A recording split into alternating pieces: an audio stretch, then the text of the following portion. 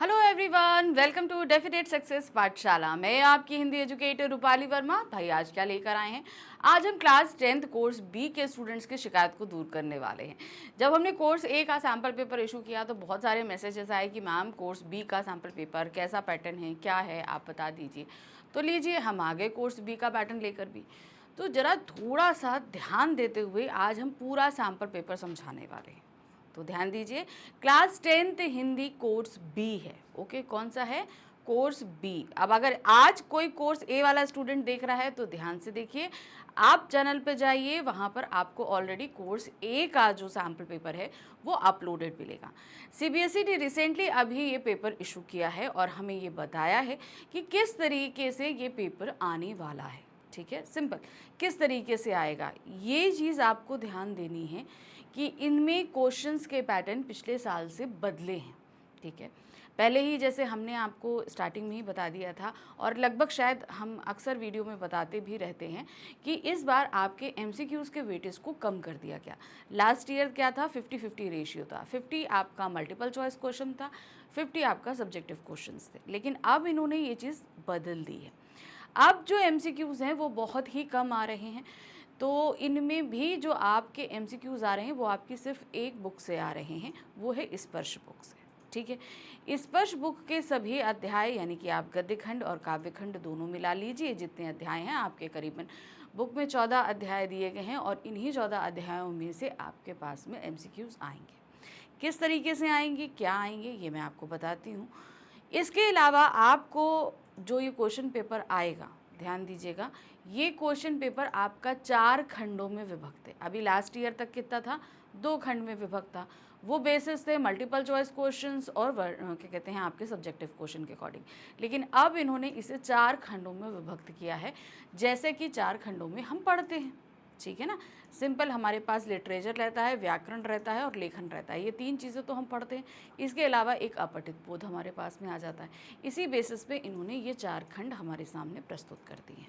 तो चलिए देखते हैं। सबसे पहले ध्यान रखिएगा क्लास 10th कोर्स बी के स्टूडेंट्स कि आपका जो पेपर कोड रहेगा वो रहेगा 085। ये आपको याद रखना मस्ट है। अब मैं क्यों कह रही हूँ ऐसा? देखिए, पहली बात तो ये मिस्टेक होती नहीं है अमूमन, लेकिन अपन को सावधानी बरतने में क्या प्रॉब्लम है ना? अगर हम सावधानी बरतें तो क्या दिक्कत है? क्योंकि जब आपका बोर्ड पेपर जिस दिन होगा उस दिन कोर्स ए वालों का भी होगा और कोर्स बी वालों का भी होगा। तो जैसे ही पेपर आपके हाथ में आता है, जैसे ही क्वेश्चन पेपर आपको मिलेगा, तुरंत आप सबसे पहले अपना पेपर कोड चेक करिएगा। ठीक है, पहली चीज़, अगर आपके पास पेपर आता है 085 तो ये आपका रहेगा कोर्स बी का। अगर 002 आता है तो वो रहता है आपका कोर्स ए का। ठीक है, तो ये कुछ चीज़ें बेसिक हैं जिन्हें आपको दिमाग में बैठा दें। वैसे तो अभी मैं आपको सैम्पल पेपर जब सॉल्व कराऊंगी तो सारी चीज़ें आपको बहुत क्लियरली सारी चीज़ें समझाने वाली हूँ। ठीक है, चलिए, क्या है सैम्पल क्वेश्चन पेपर सीबीएसई के द्वारा जो इशू किया गया है सेशन 2024 और 25 का ये है। तो चलिए देखते हैं। सबसे पहले आपको इस क्वेश्चन पेपर के लिए 3 घंटे का समय मिल रहा है। कितना? 3 आवर्स का। लेकिन मैं इसे कहती हूँ 3 आवर्स 15 मिनट। अब मैं ऐसा क्यों कह रही हूँ मैं आपको बता दूँ। जब आपको क्वेश्चन पेपर मिलेगा तो उसके 15 मिनट तक आपको लिखने की परमिशन नहीं होगी, आपको वो पेपर रीडिंग टाइम मिलता है। तो वो पेपर रीडिंग टाइम को आपको यूटिलाइज़ करना है। कैसे यूटिलाइज़ करना है? आपके पास सारी चीज़ें तो पढ़ी आती हैं, लेकिन 2 चीज़ें आपकी पढ़ी नहीं आती। एक तो अपठित गद्यांश पद्यांश और दूसरी चीज़ होती है आपका लेखन सेक्शन। ठीक है, तो सबसे ज़्यादा जो टाइम लेता है वो है अपठित बोध वाला सेक्शन, जो आपका का खंड में रहेगा, जिसके अंदर आपके पास 2 गद्यांश आने वाले हैं। ठीक है, कोर्स बी के पास 2 गद्यांश आएंगे ना, तो उसके लिए आप बेस्ट समय है कि उस समय इन 2 गद्यांश को पढ़िए और पढ़ने के बाद में आप फटाफट उनके आंसर्स निकाल लीजिए, क्योंकि इसमें आपके मल्टीपल चॉइस क्वेश्चंस भी हैं और वेरी शॉर्ट और शॉर्ट क्वेश्चंस भी हैं। तो जो मल्टीपल हैं वो तो आप फटाफट निकाल लोगे, है ना? तो उनसे आपका टाइम बच जाएगा। इसके अलावा अगर आपके पास फिर भी टाइम बच जाता है 15 मिनट का और भी दोनों गद्यांश के आंसर निकालने के बाद, तो फटाफट आ जाना आप लिटरेचर सेक्शन में, जो आपका रहेगा गा खंड। वहाँ पे भी आपके पास काव्यांश और गद्यांश आधारित मल्टीपल चॉइस क्वेश्चन पूछे गए, तो उनको फटाफट सॉल्व कर लेना, क्योंकि जब हम पेपर लिखने बैठें तब हमें सोचने के लिए टाइम वेस्ट नहीं करना पड़े। ठीक है, कि हम आंसर ढूंढ रहे हैं, उनका हमें टाइम वेस्ट नहीं करना है। ठीक है, चलिए अब आ जाते हैं। अब इन्होंने बताया क्या, आपको निर्धारित 3 घंटे का समय मिल रहा है। इसके अलावा यहाँ पर आपको अधिकतम 80 मार्क्स मिल रहे हैं। कितने? 80 मार्क्स मिल रहे हैं। ठीक है, तो इन 80 मार्क्स के को तो आपको ये रिटर्न में आंसर मिलेंगे, लेकिन 20 मार्क्स आपको कहाँ मिलेंगे? आपके स्कूल के इंटरनल वैल्यूएशन पे, जो आपका ईयरली सारे असेसमेंट्स होते हैं उनके बेसिस पे आपको 20 मार्क्स आपके सब्जेक्ट टीचर देंगे CBSE को। ठीक है, तो ये सोचिएगा होल ईयर परफॉर्मेंस भी आपकी आंकी जाएगी। अब आते हैं सामान्य निर्देश पे। इस प्रश्न पत्र के 4 खंड हैं, का, खा, गा, घा। ठीक है, जैसे मैंने बताया था 4 खंड रहेंगे, का, खा, गा, घा। खंड का में अपठित गद्यांश से प्रश्न पूछे गए हैं, जिनके उत्तर दिए गए निर्देशों का पालन करते हुए दीजिए। अब उन्होंने ये चीज़ क्यों पूछी है? क्योंकि खंड का में जो आपके पास अपठित गद्यांश, अपठित बोध आ रहा है, उसके अंदर 2 गद्यांश आ रहे हैं। ठीक है, इन 2 गद्यांशों के अंदर जैसे मैंने बताया कि 2 तरीके के प्रश्न हैं। आपके पास बहुविकल्पीय प्रश्न भी हैं और दूसरा आपके पास अतिलघु और लघुत्तरीय प्रश्न भी है। तो जिस हिसाब से निर्देश दिए जा रहे हैं उन्हीं हिसाब से आपको अंदर काम करना है। फिर आ जाते हैं खंड खा, जो कि हमारी व्यवहारिक व्याकरण के प्रश्न पूछे गए हैं। अब व्याकरण के जो हमारे टॉपिक हैं, रचना के आधार पर वाक्य रूपांतरण, पदबंध, समास और मुहावरे, ये जो 4 टॉपिक हैं ये कहाँ पर आएंगे? हमारे व्यवहारिक व्याकरण के अंतर्गत, जिसमें अंदर विकल्प दिए गए हैं, यानी कि आपके पास अंदर ऑप्शंस दिए गए हैं। ये याद रखिए, खंड का में कोई ऑप्शन आपके पास नहीं है, खंड खा में आपके पास अंदर ऑप्शंस आपको मिलेंगे। फिर आते हैं खंड गा। खंड गा पाठ्य पुस्तक आधारित निर्देशानुसार उत्तर दीजिए। अब खंड गा में जो है हमारे पास हमारी लिटरेचर जो बुक हैं, कौन सी 2 बुक हैं हमारी? स्पर्श भाग 2 और संचयन भाग 2। इसके प्रश्न पूछे जाएंगे। अब इसके प्रश्न यहाँ पर 2 तरीके से पूछे गए हैं। पहली चीज़ याद रखिएगा, बहुविकल्पीय है और दूसरा आपका वर्णात्मक है। बहुविकल्पीय जो आएंगे वो 2 प्रश्न आएंगे, यानी कि काव्य खंड से भी आएंगे और गद्य खंड से भी आएंगे। तो काव्यांश आधारित बहुविकल्पीय प्रश्न रहेंगे और गद्यांश आधारित बहुविकल्पीय प्रश्न रहेंगे। इसके अलावा वर्णात्मक प्रश्न आएंगे। वर्णात्मक प्रश्न आपके 25 से 30 मार्क्स के रहेंगे, जो आपके लघु उत्तरीय प्रश्न रहेंगे। इसके अलावा आपका जो संचयन बुक से प्रश्न आ रहे हैं वो 40 से 50 या 50 से 60 शब्दों के अंतर्गत, यानी कि दीर्घोत्तरीय प्रश्न आपके आएंगे। तो ये कुछ तरीके के प्रश्न आपके पूछे जाएंगे खंड गा में। फिर आते हैं खंड घा, जहाँ पे रचनात्मक लेखन पर आधारित आंतरिक विकल्प दिए गए हैं।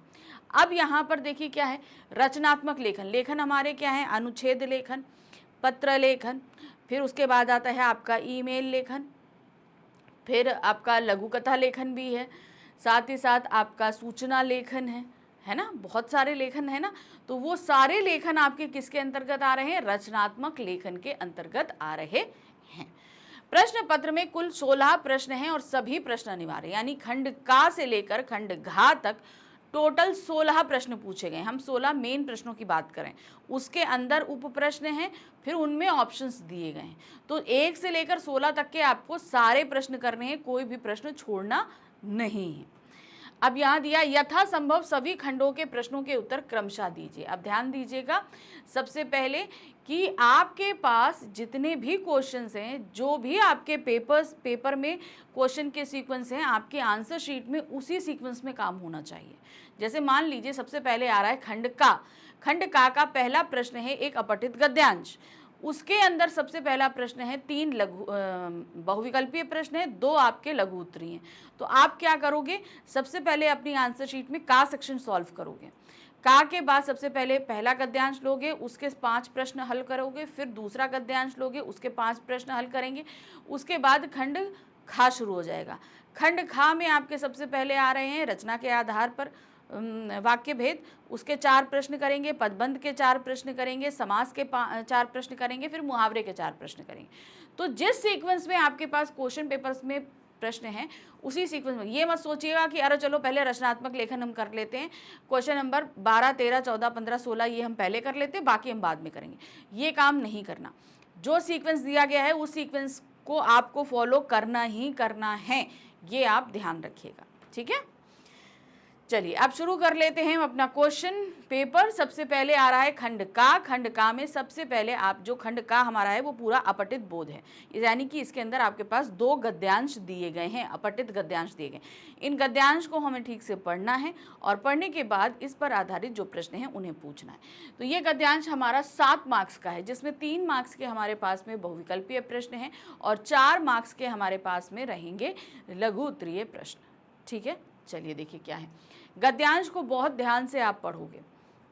दुनिया में इस समय दिन दूनी रात चौगुनी गति से प्रगति हो रही है। कुछ समय पहले तक असंभव सी लगने वाली चीजें आज प्रौद्योगिकी की मदद से सरलता से ये परिणाम तक पहुंच रही हैं। यानी कि जो चीजें हमने टेक्नोलॉजी डेवलप करी है उसमें वो सारी चीजें बहुत आसानी से संपन्न हो रही हैं। एक समय संगणक के विकास ने प्रौद्योगिकी के क्षेत्र में क्रांतिकारी बदलाव किया। यानी कि एक समय संगणक मतलब कंप्यूटर के आविष्कार ने बहुत ज़्यादा किया। अब कृत्रिम बौद्धिकता ने चिकित्सा से लेकर हथियारों के निर्माण तक हर क्षेत्र में कंप्यूटर और रोबोट के प्रयोग को नया आयाम दिया है। तो कृत्रिम बौद्धिकता का मतलब क्या हुआ? AI, ठीक है, आर्टिफिशियल इंटेलिजेंस ने जो है अब मेडिसिन से लेकर वेपन्स तक के जितने भी क्षेत्र हैं उसमें कंप्यूटर और रोबोट्स जो कि पहले ही आविष्कार हो चुके थे, अब AI ने उन्हें और ज़्यादा एडवांस बना दिया है। पारंपरिक कंप्यूटर की दुनिया में इस प्रगति के समानांतर एक और अनुसंधान चल रहा है। कहने का तात्पर्य क्या है?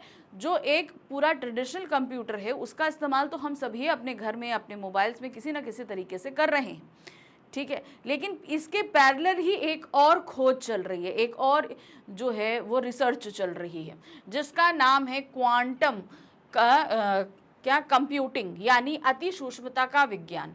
क्वांटम कंप्यूटिंग का मतलब होता है कि जो चीज़ें हम जानते हैं उसे और डिकोडिंग के लेवल तक लेकर जाएं। भारत ने भी अब इस क्षेत्र में गति लाने का ऐलान कर दिया है। भौतिक शास्त्र में क्वांटम सिद्धांत पर काम करने वाली इस कंप्यूटिंग में असीमित संभावनाएं देखी जा रही हैं।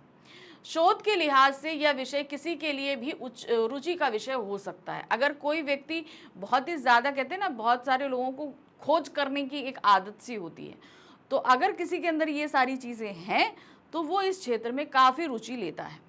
विशेषज्ञों के अनुसार एक पूर्ण विकसित क्वांटम कंप्यूटर की क्षमता सुपर कंप्यूटर से भी ज़्यादा आंकी जाती है। सुपर कंप्यूटर से तो आप लोगों को पता है, कंप्यूटर तो आप सभी जानते हो, तो उससे ज़्यादा, कहीं ज़्यादा हम क्या मानते हैं? क्वांटम कंप्यूटर को। इस क्वांटम कंप्यूटिंग या मैकेनिक्स की खास बात यह है कि इसकी शुरुआत के बाद भारतीय और पश्चिमी वैज्ञानिक यह मान रहे हैं कि भारतीय भाववादी सिद्धांत को जाने बिना कण में चेतना का आकलन नहीं किया जा सकता। यानी कि जब तक हम क्वांटम कंप्यूटिंग या इस सिस्टम को नहीं जान लेते तब तक अणु के पार्ट को तो हम कर चुके हैं, उस पार्ट को भी एनालाइज करने का काम हमारे लिए मुश्किल हो जाएगा। क्वांटम भौतिकी और कृत्रिम बौद्धिकता एक तरह से चेतना के भाववादी सिद्धांत को ही अस्तित्व में लाने के उपाय हैं। तो क्वांटम टेक्निक और अगर हम लेंगे AI, तो ये क्या कह रहे हैं कि हमें और ज़्यादा ज्ञान बढ़ाने का काम कर रहे हैं। दिया है ना, चेतना के भाववादी सिद्धांत को अस्तित्व में लाने का उपाय है। यानी कि जो चीज़ें हम जानते हैं उसको और डीपली जानने और उसको समझने के लिए ये सबसे बेहतरीन टेक्निक है जिसके ज़रिए हम ये सारी चीज़ें जान सकते हैं। चलिए अब इस पर आ गया हमारे पास में पहले 3 अति लघु प्रश्न हैं। अब 3 हैं तो ये 3 नंबर के रहेंगे, 1 नंबर का 1 रहेगा, ठीक है। उपर्युक्त गद्यांश किस विषय वस्तु पर आधारित है? सबसे पहले आपको बताना है कृत्रिम बौद्धिकता पर, यानी कि AI पे, दुनिया के विकास पर, संगणक के प्रयोग के या मानव के अस्तित्व पे। तो उन्होंने यहाँ पर जो बात करी, हमने पूरा देखा, क्वांटम भौतिकी देखा, AI देखा, उन्होंने सारी चीज़ें बताई, लेकिन ये सारी चीज़ें किस तरफ इशारा कर रही थी? कहीं ना कहीं विकास की तरफ विकास कर रही थी ना। तो यहाँ पर सही क्या है? दुनिया के विकास पर। सबसे पहले कि किस चीज़ से जो आगे डेवलप होगा, तो ये जरिया है ये हमारे पास में। नेक्स्ट आते हैं, दिन दूनी रात चौगनी गति से प्रगति हो रही है।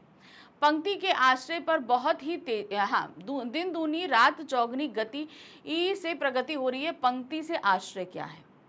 दिन दूनी रात चौगनी। आप सभी को पता है कि ये क्या होता है, ये एक मुहावरा है। अब इसका मतलब क्या होता है, बहुत ही तेजी से विकास, रात दिन काम करना, चारों तरफ विकास होना, बहुत अधिक विकास होना। तो यहाँ दिन दूनी रात चौगनी का तात्पर्य है बहुत ही तेजी से विकास होना। जब हम बहुत तेजी से डेवलपमेंट करते हैं तो उसके लिए हम ये चीज बोलते हैं।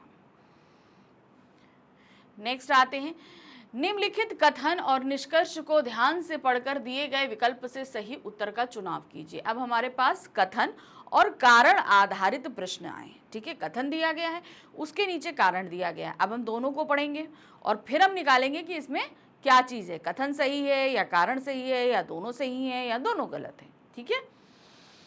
क्वांटम कंप्यूटर की क्षमता सुपर कंप्यूटर से अधिक है, तो ये कथन तो सही है। हमने ये किस में पढ़ा था, अभी गद्यांश में पढ़ा था, तो कथन अपने आप में सही है। अब आ जाते हैं निष्कर्ष पर, ठीक है।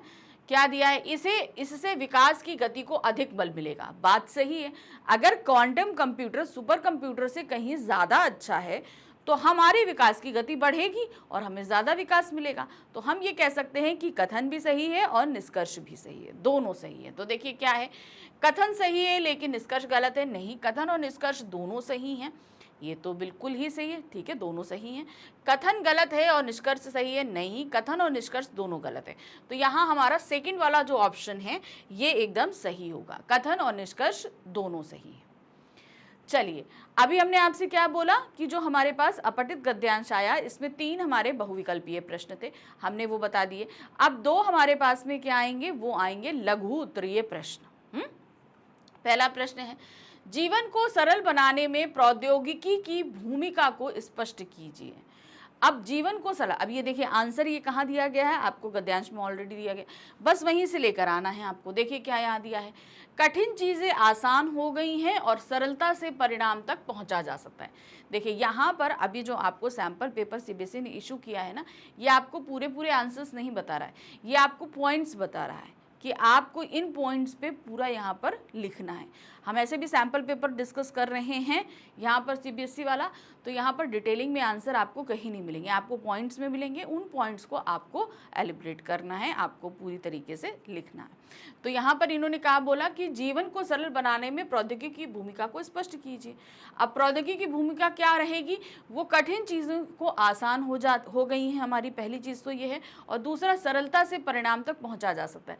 पहले जहाँ तक हम इनोवेशन करते थे तो हमें एक के बाद एक सारी चीज़ें जो हैं वो अनुसंधान करने में या रिसर्च करने में टाइम बीत जाता था, लेकिन अब क्या है, इस टेक्निक के ज़रिए हम ज़्यादा जल्दी किसी चीज़ के परिणामों पर पहुंच जाते हैं। तो आपके पास में ये जो लघु उत्तरीय प्रश्न आ रहे हैं ये 2-2 मार्क्स के रहेंगे, तो पूरा 7 मार्क्स हो जाएगा। 3 मार्क्स के लघु बहुविकल्पीय और 2 मार्क्स के आपके क्या रहेंगे, 4 मार्क्स के आपके लघु उत्तरीय रहेंगे। अब आते हैं नेक्स्ट क्वेश्चन, अति सूक्ष्मता का विज्ञान क्या है। अति सूक्ष्मता का विज्ञान क्या है, तो अति सूक्ष्मता क्या चीज उन्होंने बताई थी, वो बताया है क्वांटम कंप्यूटर के जरिए, है ना। कंप्यूटर का उन्नत रूप है जिसे हम क्या बोलते हैं, क्वांटम प्रौद्योगिकी। दुनिया के प्रगति में किए जाने वाले अनुसंधान का परिणाम है। सुपर कंप्यूटर से अधिक क्षमता तथा असीमित विकास की संभावनाएं हैं।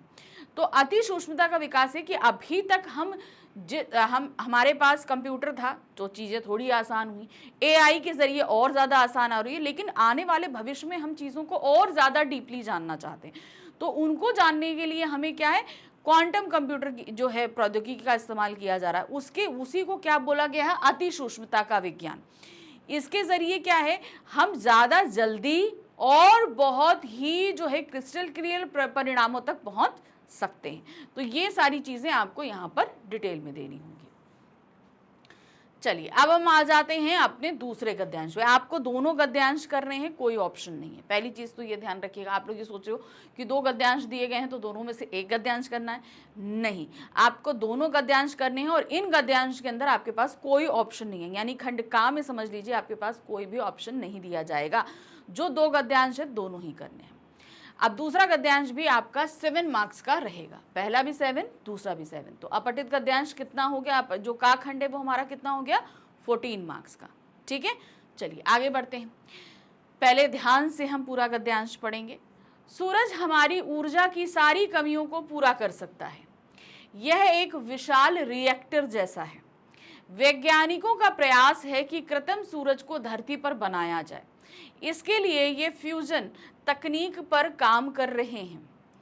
सूर्य की चमक इंसानों के लिए हजारों साल से आश्चर्य की वजह रही है, लेकिन करीब 100 साल पहले नई खोज द्वारा पता चला कि सूर्य की बेशुमार ऊर्जा का कारण न्यूक्लियर फ्यूजन है। ठीक है, फिर वैज्ञानिकों ने सोचा कि अगर धरती पर उसी तरह का फ्यूजन कराया जाए तो सूर्य में हो रहा है तो बहुत कुछ बदल जाएगा और लोगों को बेशुमार ऊर्जा मिल जाएगी। आज दुनिया के सबसे बड़े न्यूक्लियर फ्यूजन रिएक्टर में ईंधन परीक्षण को शुरू कर दिया गया है। वैज्ञानिकों की एक टीम फ्रांस में फ्यूजन रिएक्टर को ताकत देने के लिए हाइड्रोजन के एक अत्यंत दुर्लभ रूप की क्षमता का परीक्षण कर रहे हैं। अगर उनका यह परीक्षण सफल होता है तो इससे दुनिया को क्लीन एनर्जी का एक बहुत बड़ा जरिया मिल जाएगा।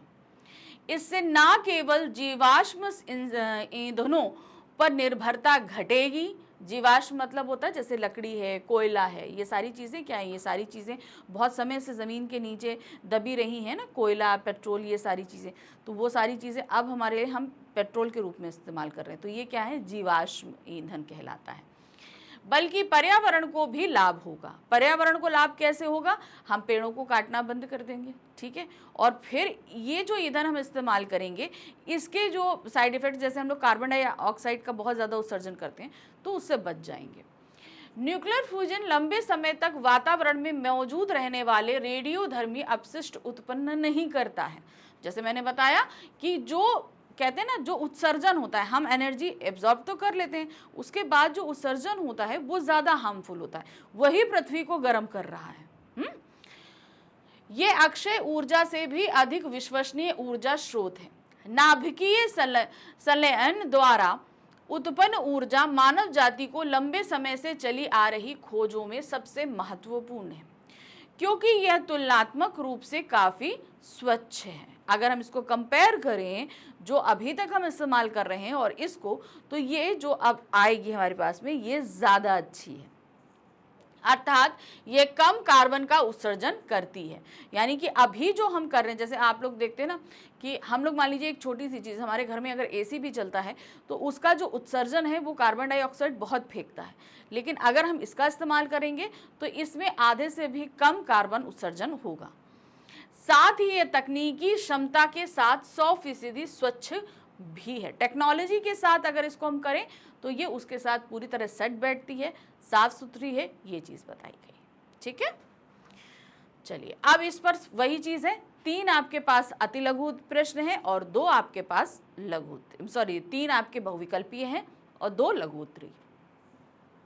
पहला है, उपर्युक्त गद्यांश का विषय वस्तु क्या है। हमने ये पूरा गद्यांश जो पढ़ा इसका विषय वस्तु क्या है, तो बहुविकल्पीय प्रश्न 3 जो रहेंगे वो 3 मार्क्स के। पहला है सौर ऊर्जा, स्वच्छ ऊर्जा, नाभिकीय ऊर्जा या रेडियोधर्मी ऊर्जा। तो हमने इसमें कैसी ऊर्जा पढ़ी है, वो पढ़ी है सौर ऊर्जा के बारे में, यानी कि सूरज से मिलने वाली जो ऊर्जा है उसके बारे में हम बात कर रहे हैं। जब हमें पता है कि वो न्यूक्लियर फ्यूजन है तो वही फ्यूजन अब हमने धरती पर करने का काम शुरू किया है, तो बेसिकली वो क्या है, सौर ऊर्जा के बारे में ही हमने बात करी। सूरज से मिलने वाली ऊर्जा जो हमें धूप मिलती है, आप लोग देखते हो ना आजकल बहुत ट्रेंड चला है ये सोलर पैनल्स, आप लोगों के घरों घरों में लगने लगे हैं सोलर पैनल, तो ये क्या है, ये सौर ऊर्जा का ही इस्तेमाल है। चलिए नेक्स्ट आते हैं, यहाँ पे भी कथन और कारण को पर आधारित प्रश्न है। ठीक है, सबसे पहले हम देखते हैं कथन। निम्नलिखित कथन ए तथा कारण आर को ध्यानपूर्वक पढ़िए और दिए गए विकल्पों में से कोई एक सही विकल्प चुनकर लिखिए। ठीक है, सबसे पहले हम पढ़ रहे हैं कथन। कथन क्या है, न्यूक्लियर फ्यूजन सौर ऊर्जा से भी विश्वसनीय ऊर्जा स्रोत है। तो ये न्यूक्लियर, हमें ये तो पता है कि सौर ऊर्जा कहाँ से हमें मिल रही है, सूरज से मिल रही है, वो भी न्यूक्लियर फ्यूजन है, ये आज से 100 साल पहले हमें पता चल गया है।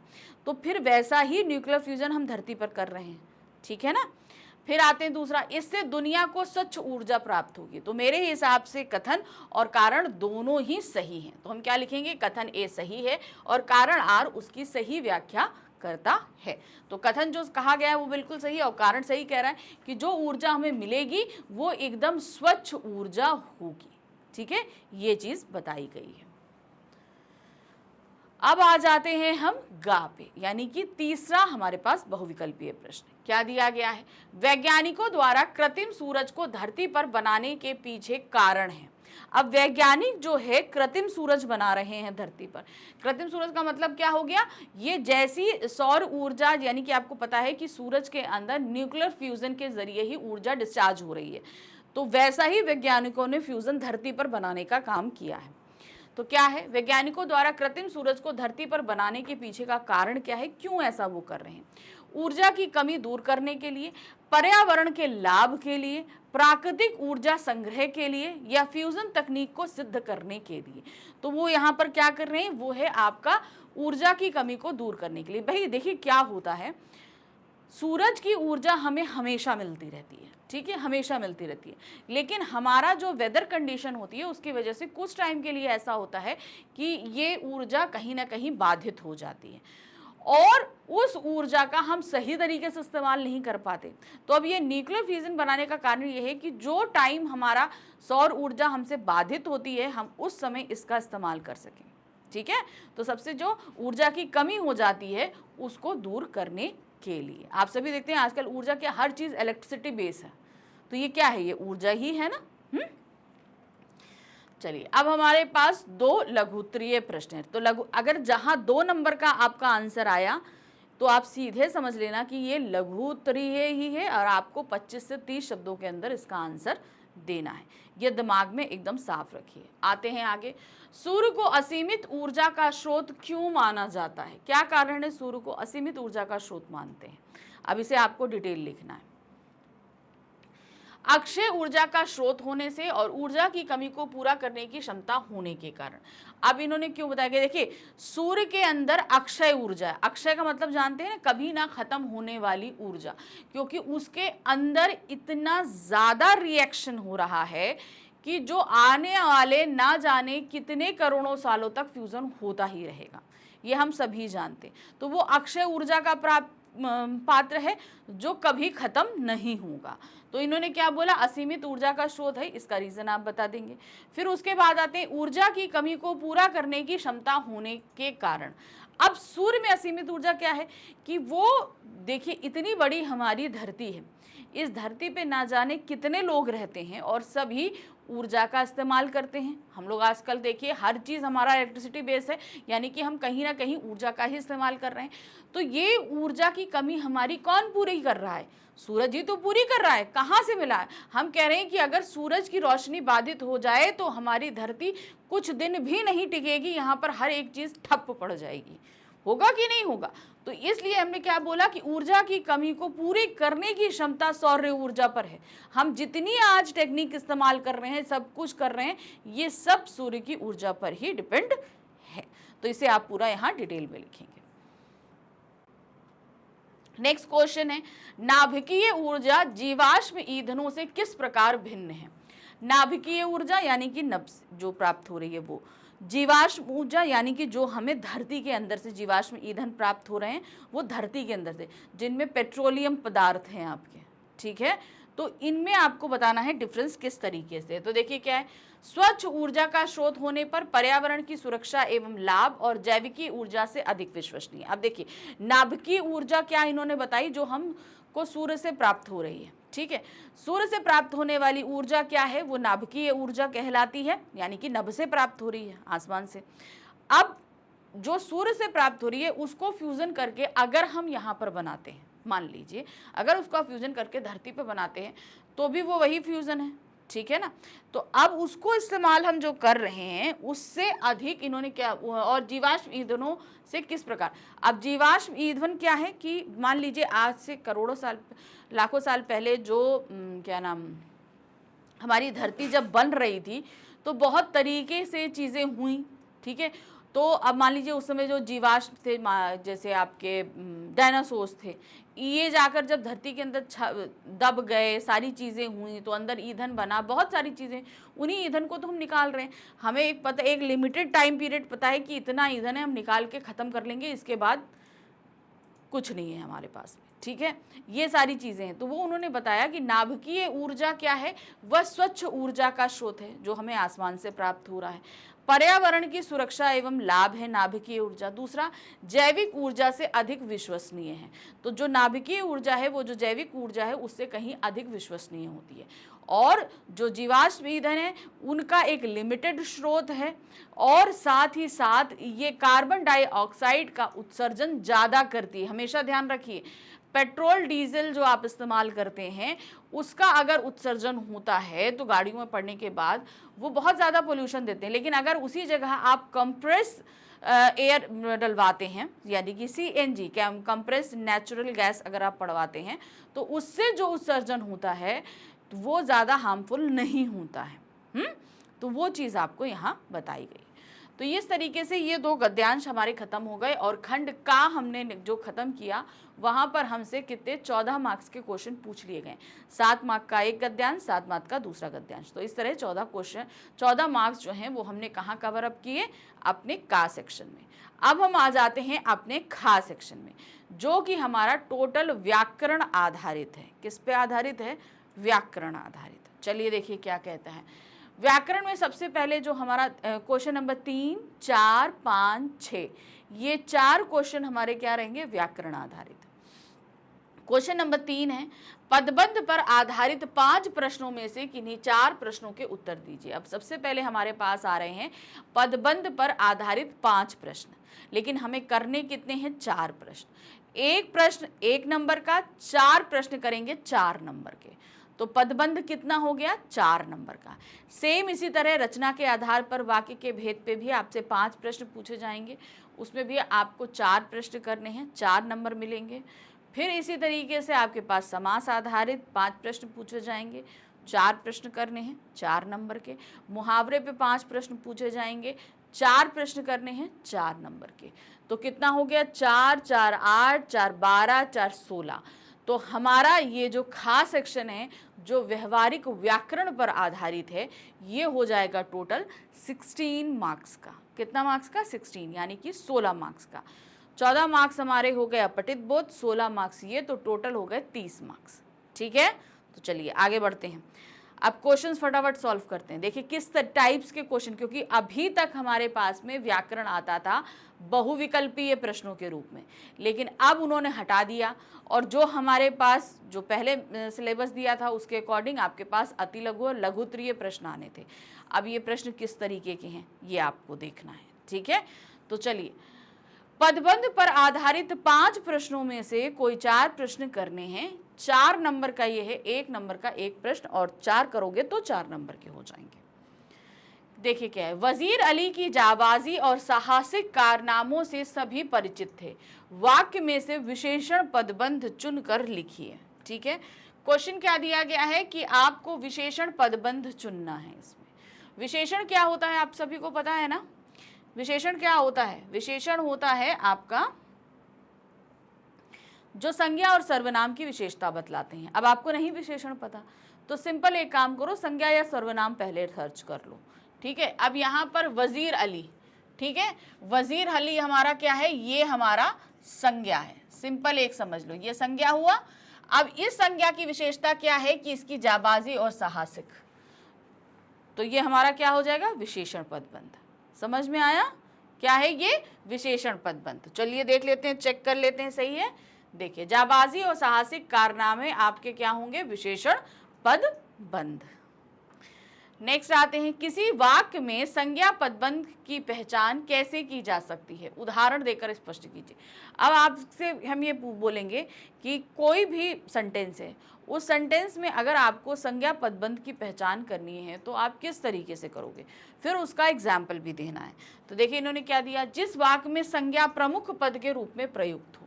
संज्ञा क्या है? प्रमुख पद के रूप में, क्योंकि जाहिर सी बात है मोस्टली आप ये चीज़ देखोगे, हमेशा ध्यान रखना कि कोई भी वाक्य होगा उसमें जो उद्देश्य होता है, भाई कोई भी सेंटेंस है वो दो पार्ट में बटा होता है, उद्देश्य या विधेय, उद्देश्य और विधेय में बटा होता है। तो उद्देश्य हमेशा संज्ञा या सर्वनाम ही होगा, ठीक है। तो यहाँ पर जो प्रमुख पद होगा वो संज्ञा होगा। यहाँ पर देखिए क्या है, उदाहरण है अयोध्या के राजा राम बड़े प्रतापी थे, ठीक है।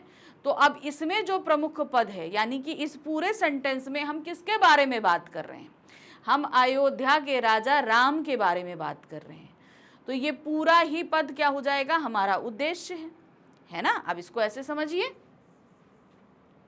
क्योंकि खोजना है हमें संज्ञा पदबंध, तो संज्ञा पदबंध को खोजने के लिए मैंने आपको नियम क्या बताया कि सबसे पहले आपको देखना पड़ेगा कि क्या दिया। अब ये पूरा जो सेंटेंस है, अयोध्या के राजा राम बड़े प्रतापी थे, अब इस सेंटेंस में हमने उद्देश्य और विधेय छांटने का आपको तरीका क्या बताया था, सेंटेंस में जिसके बारे में बात हो रही है वो आपका उद्देश्य होगा। अब इसमें उद्देश्य क्या है, वो है अयोध्या के राजा राम, और यही आपका संज्ञा होगा, हमेशा ध्यान रखना, ठीक है। आगरा में निर्मित इमारत ताजमहल बहुत खूबसूरत है, तो हमने किस बारे में बात करी, हमने आगरा में निर्मित इमारत ताजमहल, तो ये पूरा का पूरा आप क्या है, हम इसी के बारे में बात कर रहे हैं। तो ये हमारा पूरा क्या हो जाता है, उद्देश्य हो जाता है, और यही हमारा संज्ञा पद बन रहेगा। जैसे इस वाक्य में राम संज्ञा है तथा प्रमुख पद है, अन्य पद संज्ञा का विस्तार है, ठीक है, अन्य पद संज्ञा का विस्तार है। तो संज्ञा पद हमेशा, मैंने आपको बताया था, पद एक होता है उसका पद बंध। जैसे कि अगर हम ये बोलें कि राम बड़े प्रतापी थे, अगर हम बोलें राम बड़े प्रतापी थे, अब यहां पर अगर आप देखो तो राम क्या है, राम जो आ रहा है ये क्या है, ये संज्ञा पद है, हमेशा ध्यान रखना ये संज्ञा पद है, क्योंकि ये सिंगल एक पद आ रहा है। क्या हो रहा है, ये सिर्फ सिंगल एक पद आ रहा है। लेकिन अगर हमें पदबंध करना होगा तो हमेशा एक चीज ध्यान रखिए कि हम क्या करेंगे, हम हमेशा उसके आगे विशेषता जोड़ देंगे। जैसे यहाँ पे दिया गया है अयोध्या के राजा राम,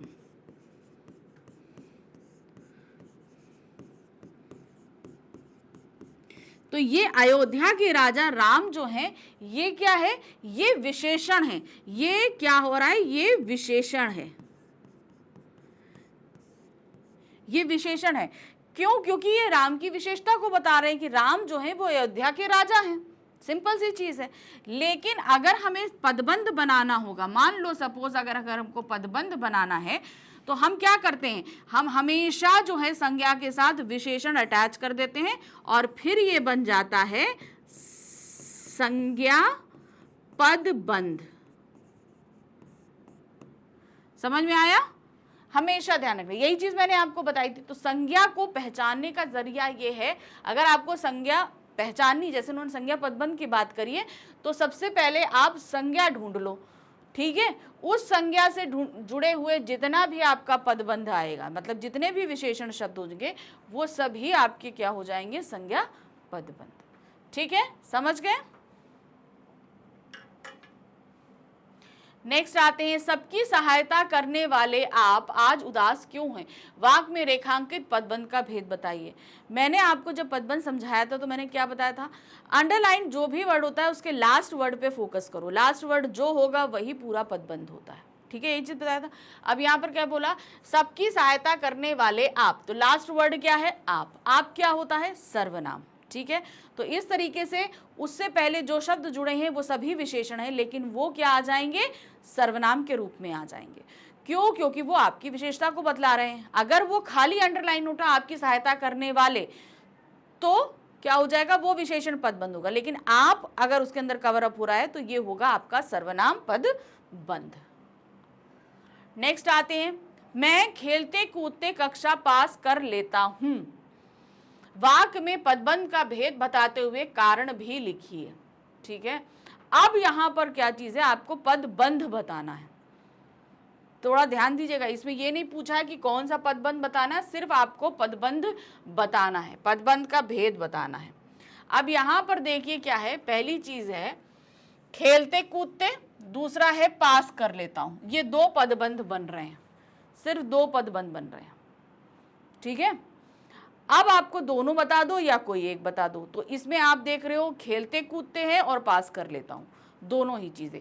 तो इसमें हम पास कर लेता हूं तो क्रिया है, पदबंध है, ठीक है। ये देखिए पदबंध है, खेलते कूदते क्रिया विशेषण पदबंध है, क्योंकि पास कर लेता हूं की विशेषता क्या है, खेलते कूदते पास कर लेता हूं, कारण है ये पद क्रिया की विशेषता बतला रहा है। मैंने आपको बताया था कि दो पदबंध है, एक पास कर लेता हूं जो कि क्रिया पदबंध आएगा। अब पास कर लेता हूं तो कैसे पास कर लेता हूं, खेलते कूदते। तो खेलते कूदते हमारा क्या हो गया, वो क्रिया विशेषण पदबंध के अंतर्गत आएगा। तो आप दोनों ही बता सकते हो, ठीक है। नेक्स्ट आते हैं, क्रिया पदबंध का एक उदाहरण देकर वाक्य में प्रयोग कीजिए। अब आपको क्रिया का कोई भी, जैसे अभी हमने बोला कि मैं खेलते कूदते कक्षा पास कर लेता हूं, तो इसमें पास कर लेता हूं क्रिया पदबंध है। आप यहां पर लिखिए और फिर उसको आप वाक्य में प्रयोग कर दीजिए किसी भी तरीके से। देखिए यहां पर क्या दिया गया है, क्रिया पदबंध है दौड़ता चला गया, ठीक है। अब यहाँ पर दौड़ता मुख्य क्रिया है, उसके आगे सहायक क्रियाएं लगा के हमने उसे क्या कर दिया है, क्रिया पदबंध बना दिया। अब उदाहरण दीजिए, आंदोलनकारी मॉन्यूमेंट की ओर दौड़ता चला गया, ठीक है। सिंपल, कोई भी क्रिया पदबंध ले लो, हमेशा ये ध्यान रखना। चलिए अब हम आ गए क्वेश्चन नंबर 4 पे, जहां पे रचना के आधार पर वाक्य रूपांतरण पर आपके सामने 5 प्रश्न रखे गए हैं। आपको 4 प्रश्न करने हैं, एक प्रश्न 1 नंबर का रहेगा, तो 4 प्रश्न आपके 4 मार्क्स के रहेंगे, ठीक है। चलिए आगे बढ़ते हैं। रचना के आधार पर वाक्य रूपांतरण पर आधारित 5 प्रश्नों में से किन्हीं 4 प्रश्नों के उत्तर लिखिए। क्या दिया है, दादा को तार देने के सिवा तुम्हें और कुछ ना सूझेगा, वाक्य का भेद बताइए। क्या दिया है, दादा को तार देने के सिवा तुम्हें और कुछ नहीं सूझेगा। अब जैसे और लगा तो आप में से आधे बच्चे तो ये बोल दोगे मैम ये संयुक्त है, और हमेशा ये देखना है संयुक्त वाक्य में और तब लगता है जब हम 2 वाक्यों को ज्वाइंट कर रहे होते हैं। लेकिन क्या यहाँ पर और 2 वाक्यों को ज्वाइंट करने की बात कर रहा है, नहीं, ये बिटवीन द सेंटेंस आ रहा है, ये सेंटेंस के बीच में आ रहा है, ठीक है। तो यहाँ पर सही क्या होगा, देखिए ये है एक सरल वाक्य, क्योंकि यहाँ पर आप देख रहे हो तार को देने के सिवा तुम्हें और कुछ ना सूझेगा, तो तुम्हें और यानी और का मतलब यहाँ पर क्या हो रहा है, कुछ और नहीं सूझेगा, ठीक है। इसके अलावा कुछ और एक्स्ट्रा चीजें जो नहीं आएंगी, तो ये बिटवीन द सेंटेंस है, ठीक है, 2 सेंटेंस के बीच में नहीं है, ठीक है, बिटवीन द सेंटेंस नहीं है, ये क्या है, बिटवीन द सेंटेंस है, ठीक है। चलिए ये एक सरल वाक्य। नेक्स्ट आते हैं, भीड़ की अधिकता के कारण पुलिस जुलूस को रोक नहीं सकी, संयुक्त वाक्य में रूपांतरित कीजिए। तो जब भी आपको रूपांतरित करने का काम आएगा, मैंने हमेशा आपसे क्या बोला कि सबसे पहले जो सेंटेंस आपको दिया गया है उस सेंटेंस को देखो और समझो, ठीक है। सबसे पहले क्या करना है कि उस सेंटेंस को देखिए और समझिए और तब आगे बढ़िए कि ये सेंटेंस है क्या। अब जैसे यहाँ पर दिया है भीड़ की अधिकता के कारण पुलिस जुलूस को रोक ना सकी, तो ये एक सरल वाक्य है। अब सरल वाक्य को अगर संयुक्त वाक्य में बदलना है तो सिंपल है, इसमें से 2 क्रियाओं को लेकर हमें 2 अलग अलग सेंटेंस बना देने हैं और फिर उसे क्या करना है, समानाधिकरण समुच्चयबोधक अव्यय जैसे और, क्योंकि, परंतु जैसे शब्दों से जोड़ देना है, ठीक है। अब यहाँ दिया है भीड़ की अधिकता थी, ठीक है, भीड़ की अधिकता थी इसलिए पुलिस जुलूस को नहीं रोक सकी। सिंपल, भीड़ की अधिकता थी, पहला सेंटेंस अपने आप में पूर्ण बन गया। ये तो संयुक्त वाक्य का पहला नियम होता है कि जो भी सेंटेंस बनाओगे वो स्वतंत्र होने चाहिए, अपना अर्थ वो खुद बताने चाहिए। आंसर देखिए क्या है, भीड़ की अधिकता थी इसलिए पुलिस जुलूस को रोक नहीं सकी। सिंपल, बन गया ना संयुक्त वाक्य। नेक्स्ट आ जाते हैं, उदाहरण द्वारा सरल एवं मिश्र वाक्य में अंतर स्पष्ट कीजिए। अब आपको एग्जाम्पल देते हुए सरल वाक्य और मिश्र वाक्य में अंतर बताना है। तो कोई भी एक सेंटेंस ऐसा लेना जिससे सरल वाक्य और मिश्र वाक्य बन जाए। जैसे मैंने यहाँ दिया है, देखिए सरल वाक्य है, सुभाष बाबू के जोर से वंदे मातरम बोलते ही लोगों में उत्साह भर जाता था। अब ये सिंपल पूरा एक सेंटेंस है कि नहीं है, बताइए। देखिए इसमें कोई 2 सेंटेंस आ रहे हैं, नहीं आ रहा है। सरल, सुभाष बाबू के जोर से वंदे मातरम बोलते ही लोगों में उत्साह भर जाता था। अब अगर अंतर बताना है तो अंतर बताने के लिए सेम ही सेंटेंस को आपको मिश्र वाक्य में तब्दील करना है। तो उसको तब्दील कर दो। तो जैसे यहां दिया हमने मिश्र वाक्य, जब सुभाष बाबू जोर से वंदे मातरम बोलते थे तब लोगों में उत्साह भर जाता था। अब सिंपल हमने क्या किया, हमने उसे दो पार्ट में सेंटेंस किया और उसमें क्या किया, आपको व्याधिकरण समुच्चय बोधक अव्यय लगा दिया। वो था जब और तब, ठीक है ना, एक अव्यय पहले सेंटेंस में, दूसरा अव्यय दूसरे में। तो यहां पर क्या, जब सुभाष बाबू जोर से वंदे मातरम बोलते थे तब लोगों में उत्साह भर जाता था। नेक्स्ट आते हैं, संयुक्त वाक्य में समुच्चय बोधक अव्यय की भूमिका स्पष्ट कीजिए। ठीक है, क्या इन्होंने बताया, ध्यान से क्वेश्चन समझिएगा। संयुक्त वाक्य में हम इस्तेमाल करते हैं। संयुक्त वाक्य में क्या होता है, दो स्वतंत्र वाक्य होते हैं और उसमें हम समानाधिकरण समुच्चय बोधक अव्यय को लगाते हैं।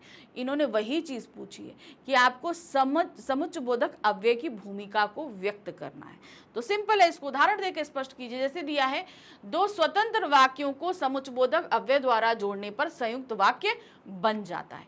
अब इसे जो है ना, जैसे इन्होंने तो पेपर में सिर्फ इतना ही दिया है, आप चाहो तो इसको बेस्ट तरीका जो रहेगा ना वो ये रहेगा, आप उदाहरण दे दो सिंपल, इसके बाद एक हेडिंग डालना यहां पे, क्या, उदाहरण। ठीक है, उदाहरण हेडिंग डालोगे और फिर उसके बाद इस पे एक लिख दोगे। ठीक है, जैसे हम क्या बोलेंगे, नहीं,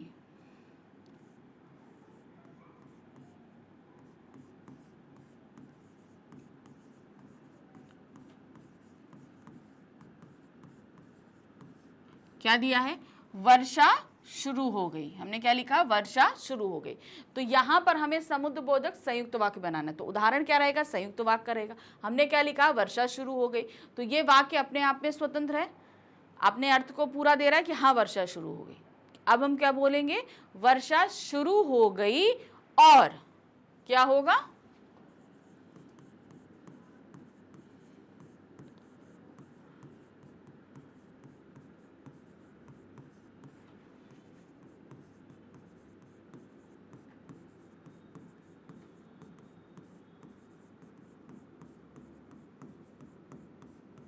क्या देखिएगा। अब देखिए यहां पर क्या था, वर्षा शुरू हो गई और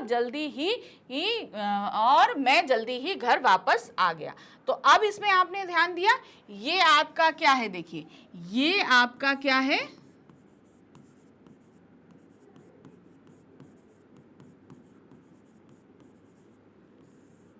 ये समुच्चय बोधक अव्यय है कि नहीं, ये बताइए।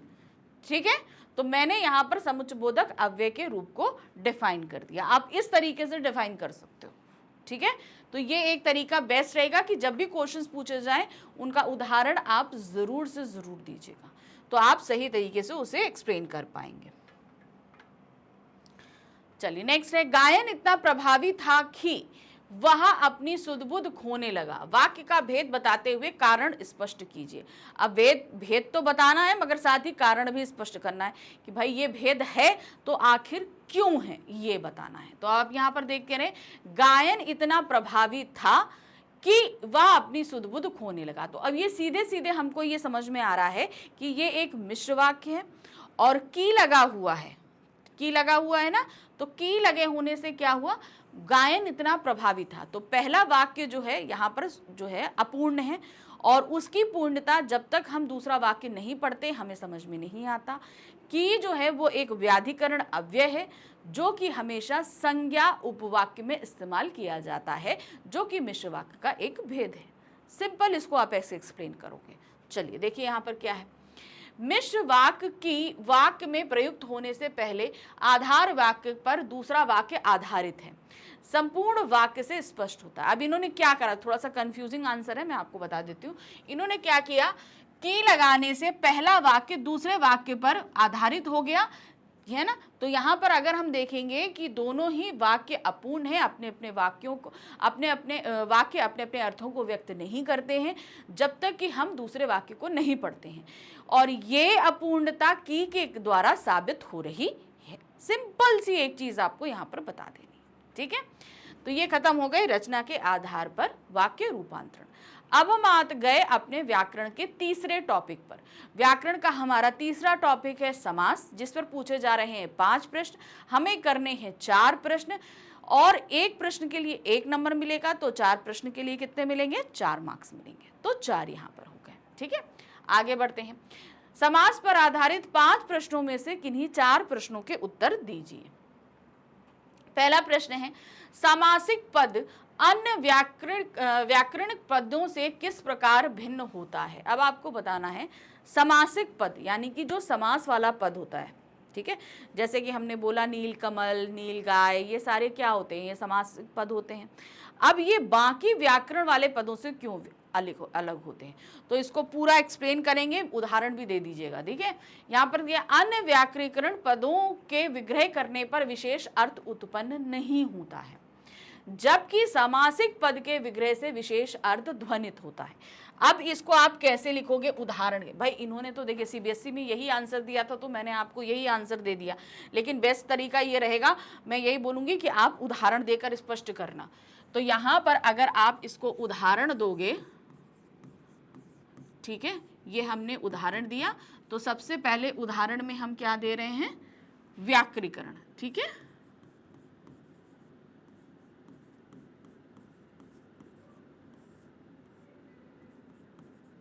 अब इसमें हमारे पास उदाहरण के तौर पर अगर हम एक पद देते हैं, व्याकरण पद का मतलब क्या होता है? व्याकरण के आधार पर किसी भी पद को आप उठा लो, तो उसमें हम कोई भी पद विशेषण ले सकते हैं, संज्ञा लेते हैं, सर्वनाम ले सकते हैं, कुछ भी ले सकते हैं। जैसे हमने अगर मान लीजिए यहाँ पर एक सर्वनाम शब्द ले लिया, क्या लिया हमने?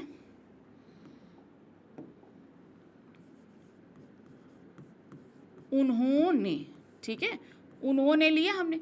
अब उन्होंने लेकर अगर हम विग्रह करते हैं तो कोई अर्थ निकलेगा कि, तो यहां पर आप लिख लेंगे इसका विग्रह करने पर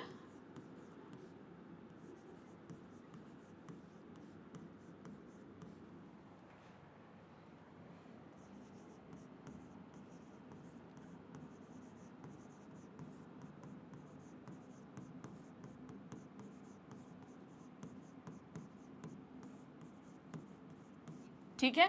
अब उसी जगह पर आप आ जाइए, यहां पर दूसरा हम कौन सा दे देंगे?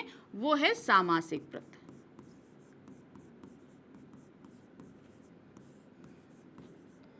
ठीक है, अब इसको अगर हम उदाहरण के तौर पर हम इस्तेमाल करते हैं सामासिक पद, तो सामासिक पद का कोई एक उदाहरण दीजिए, कोई भी उदाहरण आप दे लो। जैसे हम यहां पर बोलेंगे क्या? गजानन।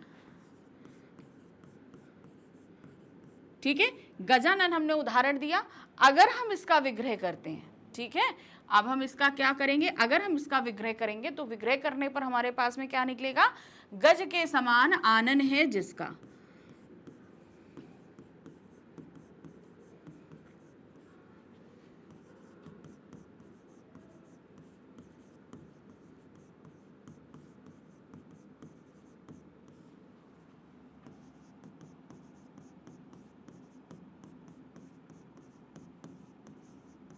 ये विग्रह हुआ, तो ये कौन सा समास है? ये आपका है बहुव्रीहि समास। ठीक है, इसके नीचे ब्रैकेट में लिख लीजिए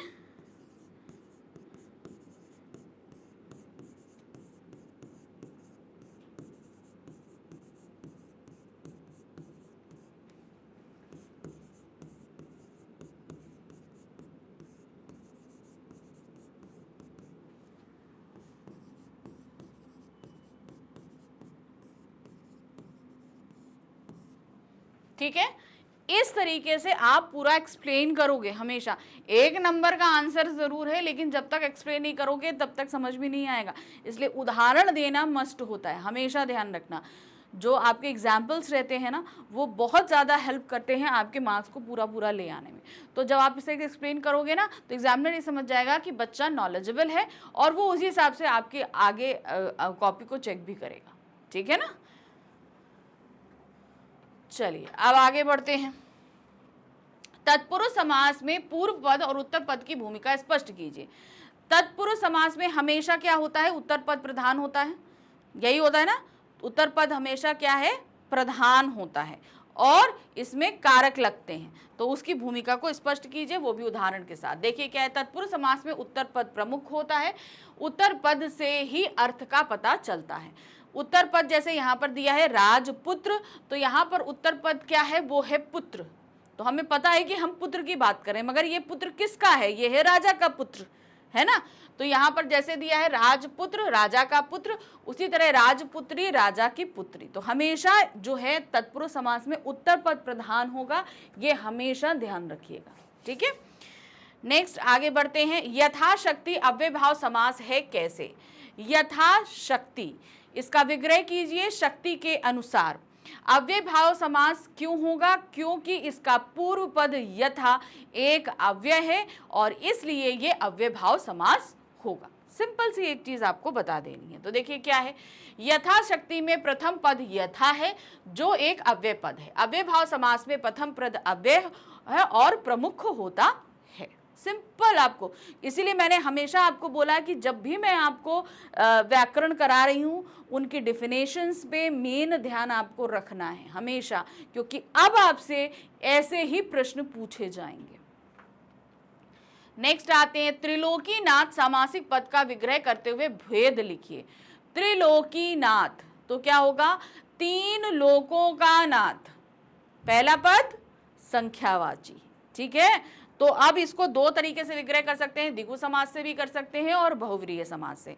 तो यहां पर क्या होगा, त्रिलोकीनाथ, तीन लोकों का नाथ है जो अर्थात विष्णु, बहुव्रीहि समास। त्रिलोकीनाथ, तीन लोकों का नाथ, ठीक है। तो दो तरीके से हो सकता है, लेकिन त्रिलोकीनाथ हम मोस्टली विष्णु जी के लिए बोलते हैं, तो ये बहुव्रीहि समास के अंतर्गत ही आएगा।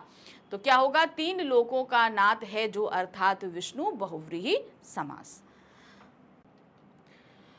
नेक्स्ट क्वेश्चन है, द्विगु समास की विशेषता बताते हुए एक उदाहरण दीजिए। द्विगु समास की क्या विशेषता होती है। द्विगु समास में पूर्व पद संख्यावाची होता है, ठीक है, संख्यावाची विशेषण होता है और उत्तर पद जो है वो विशेष्य होता है। इसका एक उदाहरण आप दे सकते हैं, नवरात्र दे सकते हैं, चौराहा दे सकते हैं, कोई भी चीज, ठीक है। तो देखिए क्या दिया है, द्विगु समास में प्रथम पद हमेशा संख्यावाची होता है। उदाहरण है आपका त्रिकोण, चौराहा आदि। तो इसको आप और अच्छी तरीके से एलिब्रेट कर दो। द्विगु समास में प्रथम पद हमेशा संख्यावाची ही विशेषण होता है, जब और उत्तर पद जो होता है वो विशेष्य होता है, ठीक है। उदाहरण के लिए त्रिलोकनाथ, चौराहा, इसको एक्सप्लेन करो। यहाँ पर जो है कोण की विशेषता बतला रहा है कि इनकी संख्या 3 है, जो कि एक संख्यावाची विशेषण है। इस तरीके से आप इसे एक्सप्लेन कर सकते हैं, ठीक है। चलिए अब हम आ जाते हैं प्रश्न संख्या 6, जहां पर हमारे व्याकरण का हम चौथा टॉपिक मुहावरे करेंगे। तो मुहावरे के लिए मैं आपको पहले ही बता चुकी हूँ, जितना हो सके उतने मुहावरों को पढ़िए, क्योंकि इनकी कोई अंत नहीं है, बहुत सारे मुहावरे हैं, ठीक है। तो इसके लिए मैंने आपके लिए एक मुहावरों का पिटारा करके एक सीरीज़ भी शुरू करी है, जिसमें मैं ऑलरेडी बहुत सारे मुहावरे दे रही हूँ और कोशिश कर रही हूँ कि एग्ज़ाम तक आपको और भी मैक्सिमम दे सकूँ। तो उनकी आप हेल्प ले सकते हो, नहीं तो 6th 7th 8th की जो बुक्स आपके पास व्याकरण की अगर हों तो उसमें से भी आप मुहावरे पढ़ सकते हैं, ठीक है ना। तो अब यहाँ क्या दिया है, मुहावरे पर आधारित 5 प्रश्नों में से किन्हीं 4 प्रश्नों के उत्तर देने हैं। तो मुहावरे पे हमारे पास 4 जो हैं वो 5 प्रश्न आए हैं, जिनमें से हमें सिर्फ 4 प्रश्न करने हैं, 4 मार्क्स के रहेंगे, 1 नंबर का 1 प्रश्न रहेगा, ठीक है। चलिए देखिए क्या है भाई क्वेश्चन। पहला है, भारतीय प्रशासनिक सेवा में चयनित होने के लिए डैश करनी पड़ती है, उपयुक्त मुहावरे द्वारा रिक्त स्थान की पूर्ति कीजिए। अब भारतीय प्रशासनिक सेवा यानी कि यूपीएससी क्रॉस करने के में चयनित होने के लिए आपको सिविल सर्विसेज में आने के लिए यूपीएससी क्रैक करना पड़ता है, ठीक है।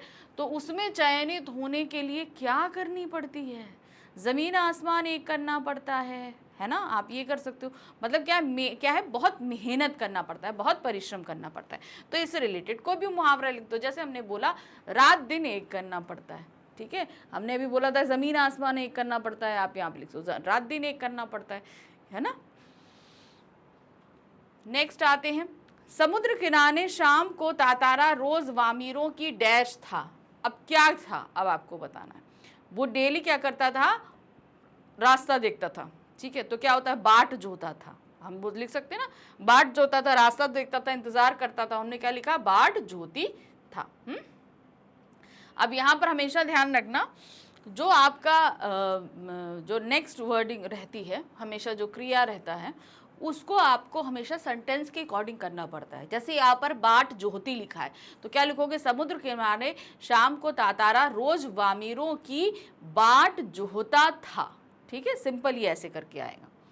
नेक्स्ट आते हैं, शैलेंद्र का मुरझाया हुआ चेहरा देखकर राज कपूर ने मुस्कुराते हुए कहा, निकालो 1 रुपया पारिश्रमिक पूरा एडवांस। पंक्ति में मुहावरा चुनकर वाक्य में प्रयोग कीजिए। अब इस पूरी पंक्ति में मुहावरा कहाँ है, यहाँ पर है मुरझाया हुआ चेहरा। मुरझाया हुआ चेहरा का मतलब क्या होता है, हम उदास हो जाते हैं, वो चीज है ना। अब इसी पे एक उदाहरण बताइए, मुरझाया हुआ चेहरा, परीक्षा परिणाम अनुकूल नहीं आने पर विद्यार्थी का चेहरा मुरझा जाता है। अन्य उपयुक्त वाक्य भी स्वीकार है। आप जरूरी नहीं है कि वाक्य तो हम अपने हिसाब से बना सकते हैं ना, तो ये तो हमें सिर्फ ऐसे एग्जाम्पल दिया गया है कि इस तरीके के क्वेश्चंस आएंगे और आपको इस तरीके से बनाने हैं। नेक्स्ट आते हैं, काम तमाम कर देना और धूल में मिला देना मुहावरे में अंतर स्पष्ट कीजिए। काम तमाम कर देना और धूल में मिला देना, तो काम तमाम कर देने का तात्पर्य होता है पूरी तरीके से खत्म कर देना, धूल में मिला देना यानी कि बेइज्जती करना या शान में दाग लगाना जैसा होता है। तो देखिए क्या है, काम तमाम कर देना अर्थात खत्म कर देना, यानी कि किसी को लिटरली जो है मार देना जैसा होता है। फिर होता है धूल में मिला देना, मतलब शान में दाग लगा देना, यानी कि किसी की बेइज्जती करना, उसकी इज्जत पर दाग लगा देना, जैसे ये जो होता है ना, वो काम आपको के लिए इस मुहावरे का इस्तेमाल किया जाता है। नेक्स्ट है, निराशा के बादल फटना मुहावरे का वाक्य बनाइए।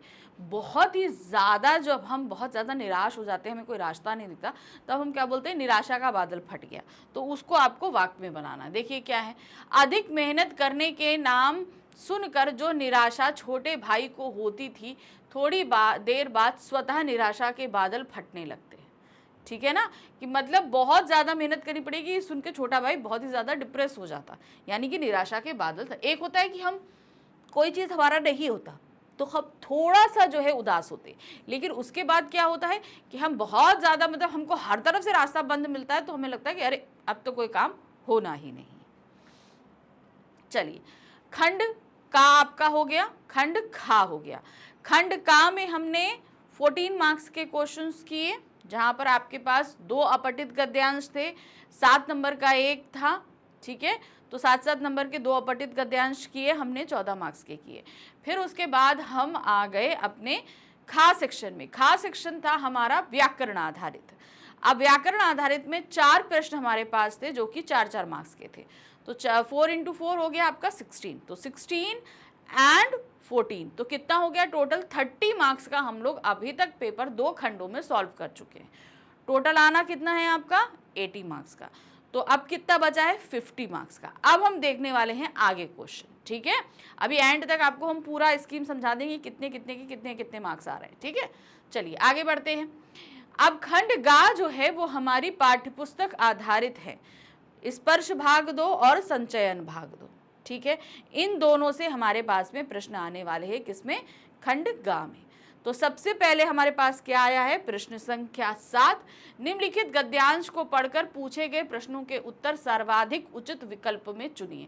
तो अब हमारे पास में क्या है, जो हमारा गद्य खंड है, उस गद्य खंड में से जितने 7 चैप्टर्स दिए गए हैं, उन 7 चैप्टर्स में से कोई भी चैप्टर का एक पैराग्राफ उठा के आपके सामने रखा जाएगा और उस पैराग्राफ से आपके उससे पूछे जाएंगे 5 बहुविकल्पीय प्रश्न, जो आपको 5 करने हैं और वो आपको मिलेंगे 5 मार्क्स। ठीक है, तो सबसे पहले हम यहाँ जो अब गद्यांश शुरू कर रहे हैं, ये हमारा चैप्टर है डायरी का एक पन्ना से। ठीक है, देखिए क्या है, मदालसा भी पकड़ी गई थी, उससे मालूम हुआ कि उसको थाने में ही मारा गया था। सब मिलकर 105 स्त्रियां पकड़ी गई थी, बाद में रात को 9 बजे सबको छोड़ दिया गया।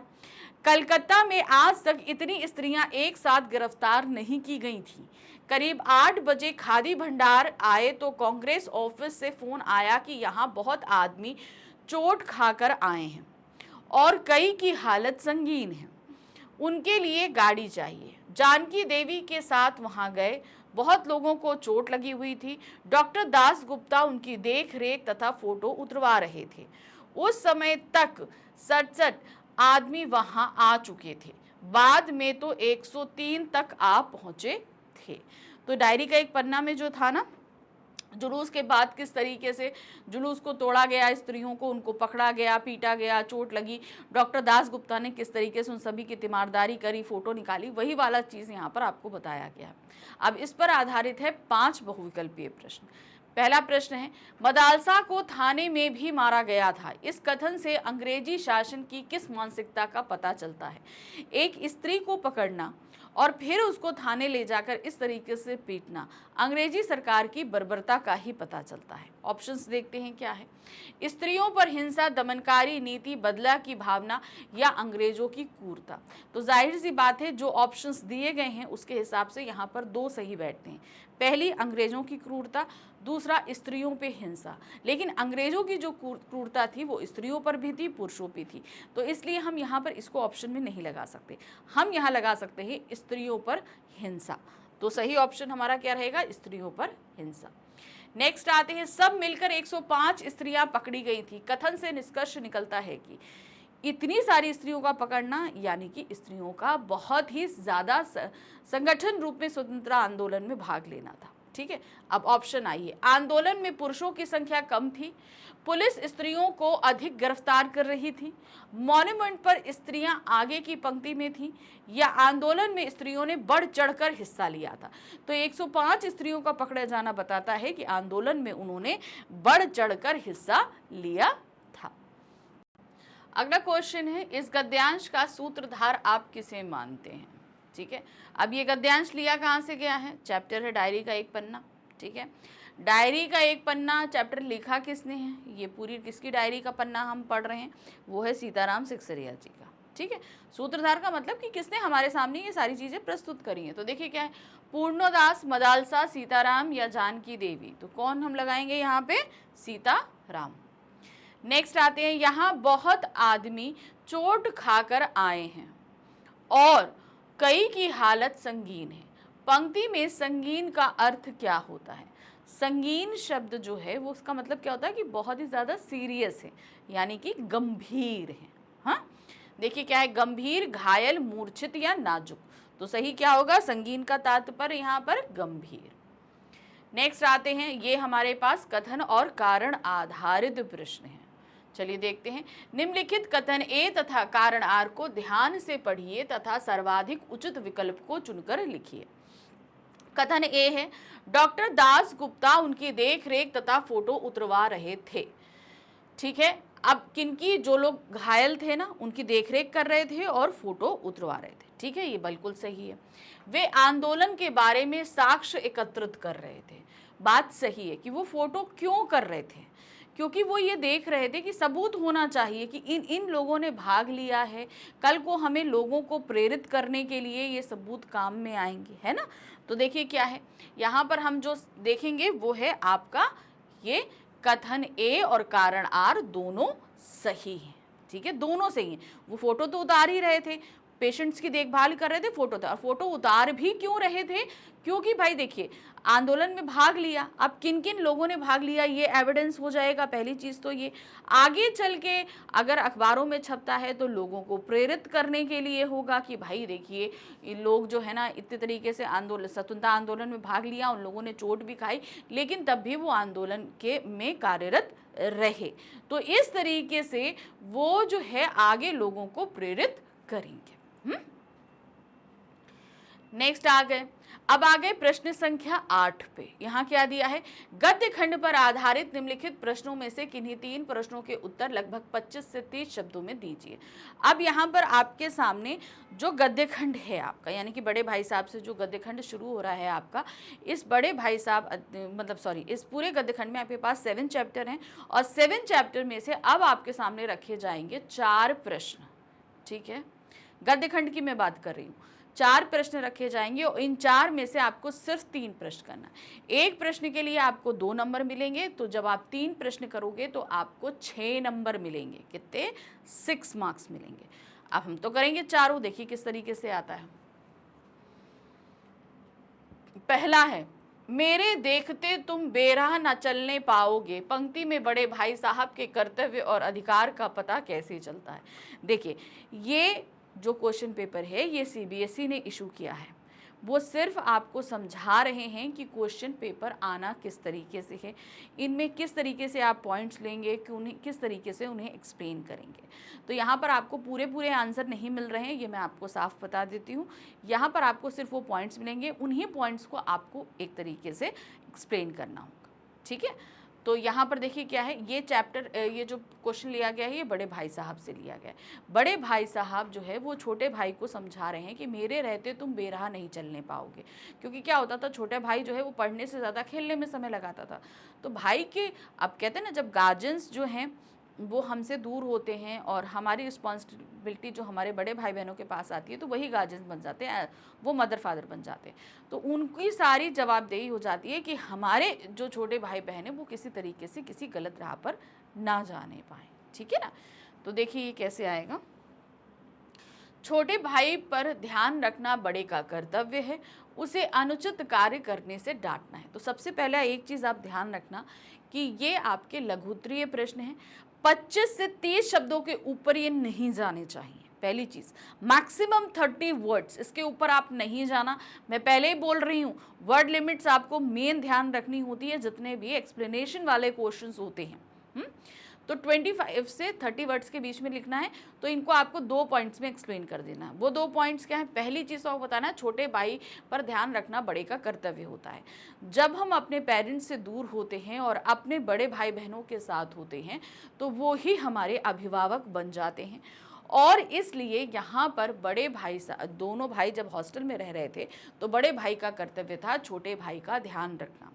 इसी के चलते इन्होंने जब देखा कि छोटा भाई जो है ज़्यादातर समय खेलने में बिता रहा है तो उन्होंने अपनी जिम्मेदारी को समझते हुए अपने भाई को डांटते हुए कहा कि मेरे रहते तुम गलत राह पर नहीं जा पाओगे, हम यहाँ पढ़ने आए हैं और मैं चाहूँगा कि तुम ज़्यादा से ज़्यादा समय पढ़ने में व्यतीत करो।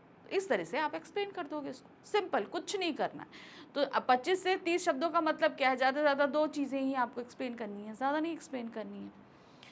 नेक्स्ट क्वेश्चन है, जीवन में पहली बार मैं इस तरह विचलित हुआ हूँ, तातारा ने ऐसा क्यों कहा। विचलित हुआ हूँ क्यों कहा, जब उसने पहली बार वामीरो को देखा। समुद्र किनारे अपनी थकान उतारना गया तातारा जब वामीरो की आवाज़ में अपनी सुध-बुध खोते हुए वामीरो के पास पहुंचता है तो पहले तो उसकी आवाज़ में अपना सुध-बुध खोता है और फिर उसके बाद वामीरो के रूप सौंदर्य में, और उसके बाद जब वामीरो चली जाती है तो वो बहुत ही ज़्यादा बेचैन हो जाता है क्योंकि अब तक वो वामीरो के प्रेम में मोहित हो चुका था। देखिए क्या है, द्वीप पर तातारा एक नेक और लोकप्रिय युवक था। पहली बार वामीरो को देखकर विचलित महसूस करना और वामीरो के प्रति कोमल भावनाओं को महसूस करने में असंयत होना, यही सारी चीजें थी, इसीलिए जो है वो इस तरीके से विचलित हो रहा था। तो आपको ऐसे, जैसे यहाँ पर पॉइंट्स में दिया, आपको एक पैरा छोटा सा बनाकर 25 शब्दों का एक्सप्लेन करना है। नेक्स्ट आते हैं, शैलेंद्र ने राज कपूर की भावनाओं को शब्द दिए कैसे। शैलेंद्र ने क्या किया, क्या था, चैप्टर था हमारा तीसरी कसम के शिल्पकार शैलेंद्र, ठीक है। तो शैलेंद्र की भावनाओं को, यानी कि उसके गीत जो लिखे, भाई शैलेंद्र तो बेसिकली गीतकार ही थे, वो गीत लिरिक्स लिखते थे, तो यहाँ पर वही चीज़ आपको बतानी है। तो जो गीत हैं वो किसने लिखे, शैलेंद्र ने लिखे। राज कपूर का व्यक्तित्व एक अभिनय के अनुकूल हीरामन का चरित्र था। चरित्र में डूबकर अभिनय करने से एकाकार हो जाना, कौन, राज कपूर। शैलेंद्र ने जिस भावुकता के साथ फिल्म बनाई, राज कपूर ने उसी भावुकता के साथ अभिनय किया। तो देखिए क्या है, जो फिल्म थी कि तीसरी कसम, जब ये फिल्म राज कपूर द्वारा अभिनीत की गई तो उस समय तक राज कपूर एशिया के शोमैन के रूप में एक जो है प्रतिष्ठित कलाकार के रूप में प्रतिष्ठित हो चुके थे। अब उस समय जो है जब शैलेंद्र ने उन्हें तीसरी कसम फिल्म में कार्य करने के लिए लिया तो इन्होंने पूरी तरीके से हीरामन बनकर ही उस फिल्म को निभाया।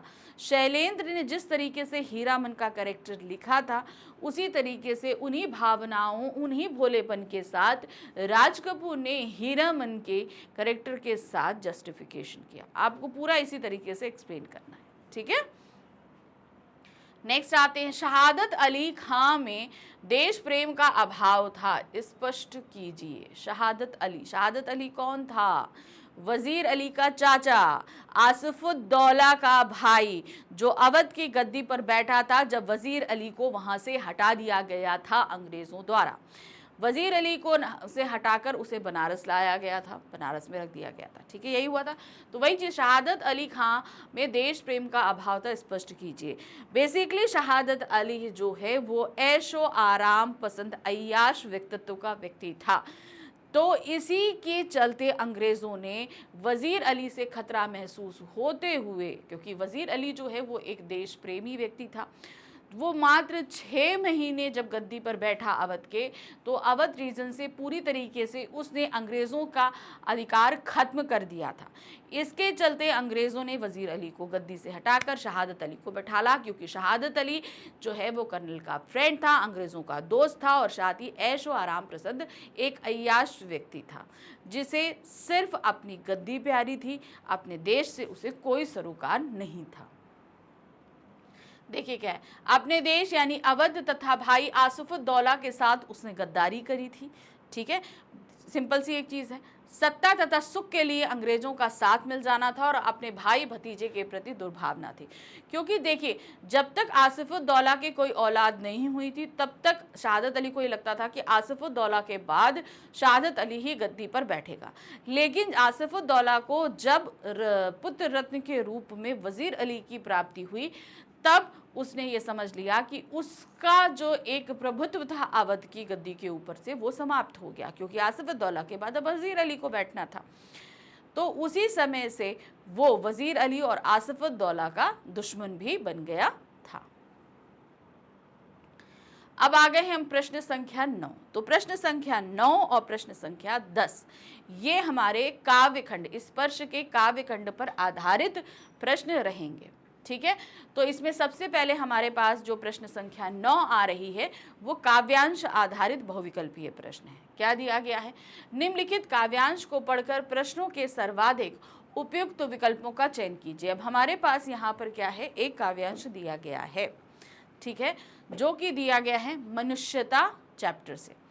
अब इस काव्यांश को हमें ध्यान से पढ़ना है और इस पर आधारित 5 बहुविकल्पीय प्रश्नों को हमें करना है। क्या करना है? 5 बहुविकल्पीय प्रश्न दिए गए, 5 नंबर के रहेंगे। चलिए देखते हैं क्या।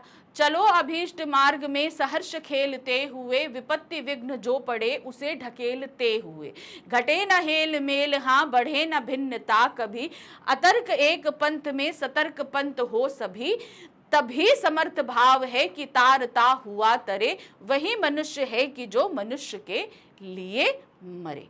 तो अब यहाँ पर कवि क्या कह रहे हैं? कवि कह रहे हैं, चलो अभीष्ट मार्ग में सहर्ष खेलते हुए, जो मार्ग तुमने चुना है भले वो कठिन हो लेकिन उस पर तुम हंसते मुस्कुराते चलो। क्योंकि भाई हम अपने जीवन में कुछ लक्ष्यों को डिसाइड कर लेते हैं कि हमें ये पाना है, हमें ये करना। जैसे आप लोग 10th में, तो आप लोगों में से बहुत सारे लोगों ने डिसाइड किया होगा मुझे 98% लाना है, मुझे 99% बनाना है।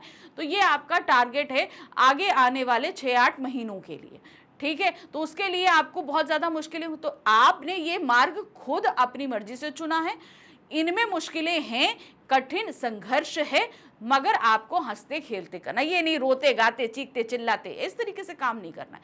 तो वही अभीष्ट मार्ग यानी कि अपनी मर्जी का मार्ग है मगर मुश्किलों से भरा है, तो उसमें हंसते खेलते हुए आगे चलो। विपत्ति विघ्न जो पड़े उसे धकेलते हुए चलो।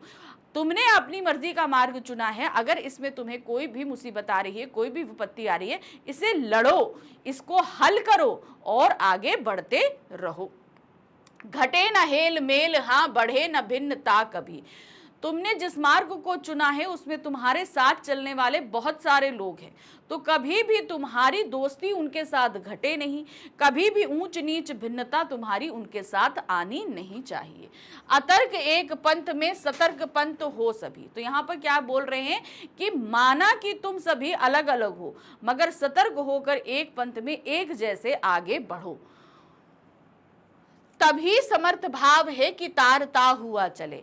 तभी तुम्हारे लिए वो मार्ग अच्छा है कि तुम खुद तो आगे बढ़ो, लेकिन साथ ही साथ सबको साथ लेकर चलो। यानी कि तुम खुद तो उन्नति करो, लेकिन तुम्हारे आसपास वाले लोग भी आगे बढ़कर उन्नति करते रहें। वही मनुष्य है जो मनुष्य के लिए मिले, मनुष्य वही है जो मनुष्य के लिए कार्य करता हुआ मृत्यु को प्राप्त हो। अब इस पर आधारित आपके पास 5 बहुविकल्पीय प्रश्न हैं। पहला प्रश्न आते हैं, जीवन में निर्धारित लक्ष्य कैसे प्राप्त किया जा सकता है? मतलब अगर हम किसी टारगेट को डिसाइड करते हैं तो उसे हम कैसे प्राप्त कर सकते हैं? देखते हैं। संपर्क बढ़ाने से, साधन जुटाने से, सतत प्रयत्नशील रहने से या लक्ष्य का ध्यान करने से। मान लीजिए हमने कोई एक टारगेट डिसाइड किया है, तो उस पर हम कैसे करेंगे? जब तक हम लगातार उसके लिए प्रयत्नशील नहीं रहेंगे तब तक वो चीज़ हमें, अब मान लीजिए कि हम आज तुमने डिसाइड किया कि हाँ आगे आने वाले 6 महीनों में जो आपके एग्जाम है उसके लिए आपको 99% लाना है। अब उसमें आपने पहले दिन बहुत अच्छे पढ़ाई करी, दूसरे दिन करी, 1 हफ्ता करी, 10 दिन करी, और उसके बाद अरे छोड़ो यार, डेली तो पढ़ाई कर रहे हैं, आज चलो एंजॉय करते हैं। दूसरे दिन एंजॉय किया, तीसरे दिन एंजॉय किया, पढ़ाई गई कोने में, तुम एंजॉय कर लो, पार्टी कर लो, घूम लो, टीवी देख लो, मोबाइल देख लो, ये सारा काम कर लो। तो ऐसे नहीं होता है। हमने जो लक्ष्य डिसाइड किया है उसके लिए हमें लगातार कोशिश करनी है और ये देखना है कि भाई हमारी कैपेसिटी कितनी है पढ़ने की। मान लीजिए हम एक दिन में खाली 8 घंटे पढ़ सकते हैं, इससे ज़्यादा नहीं पढ़ सकते, तो उस 8 घंटे को 2-2 घंटे के स्लैब में बांट लो, पढ़ो।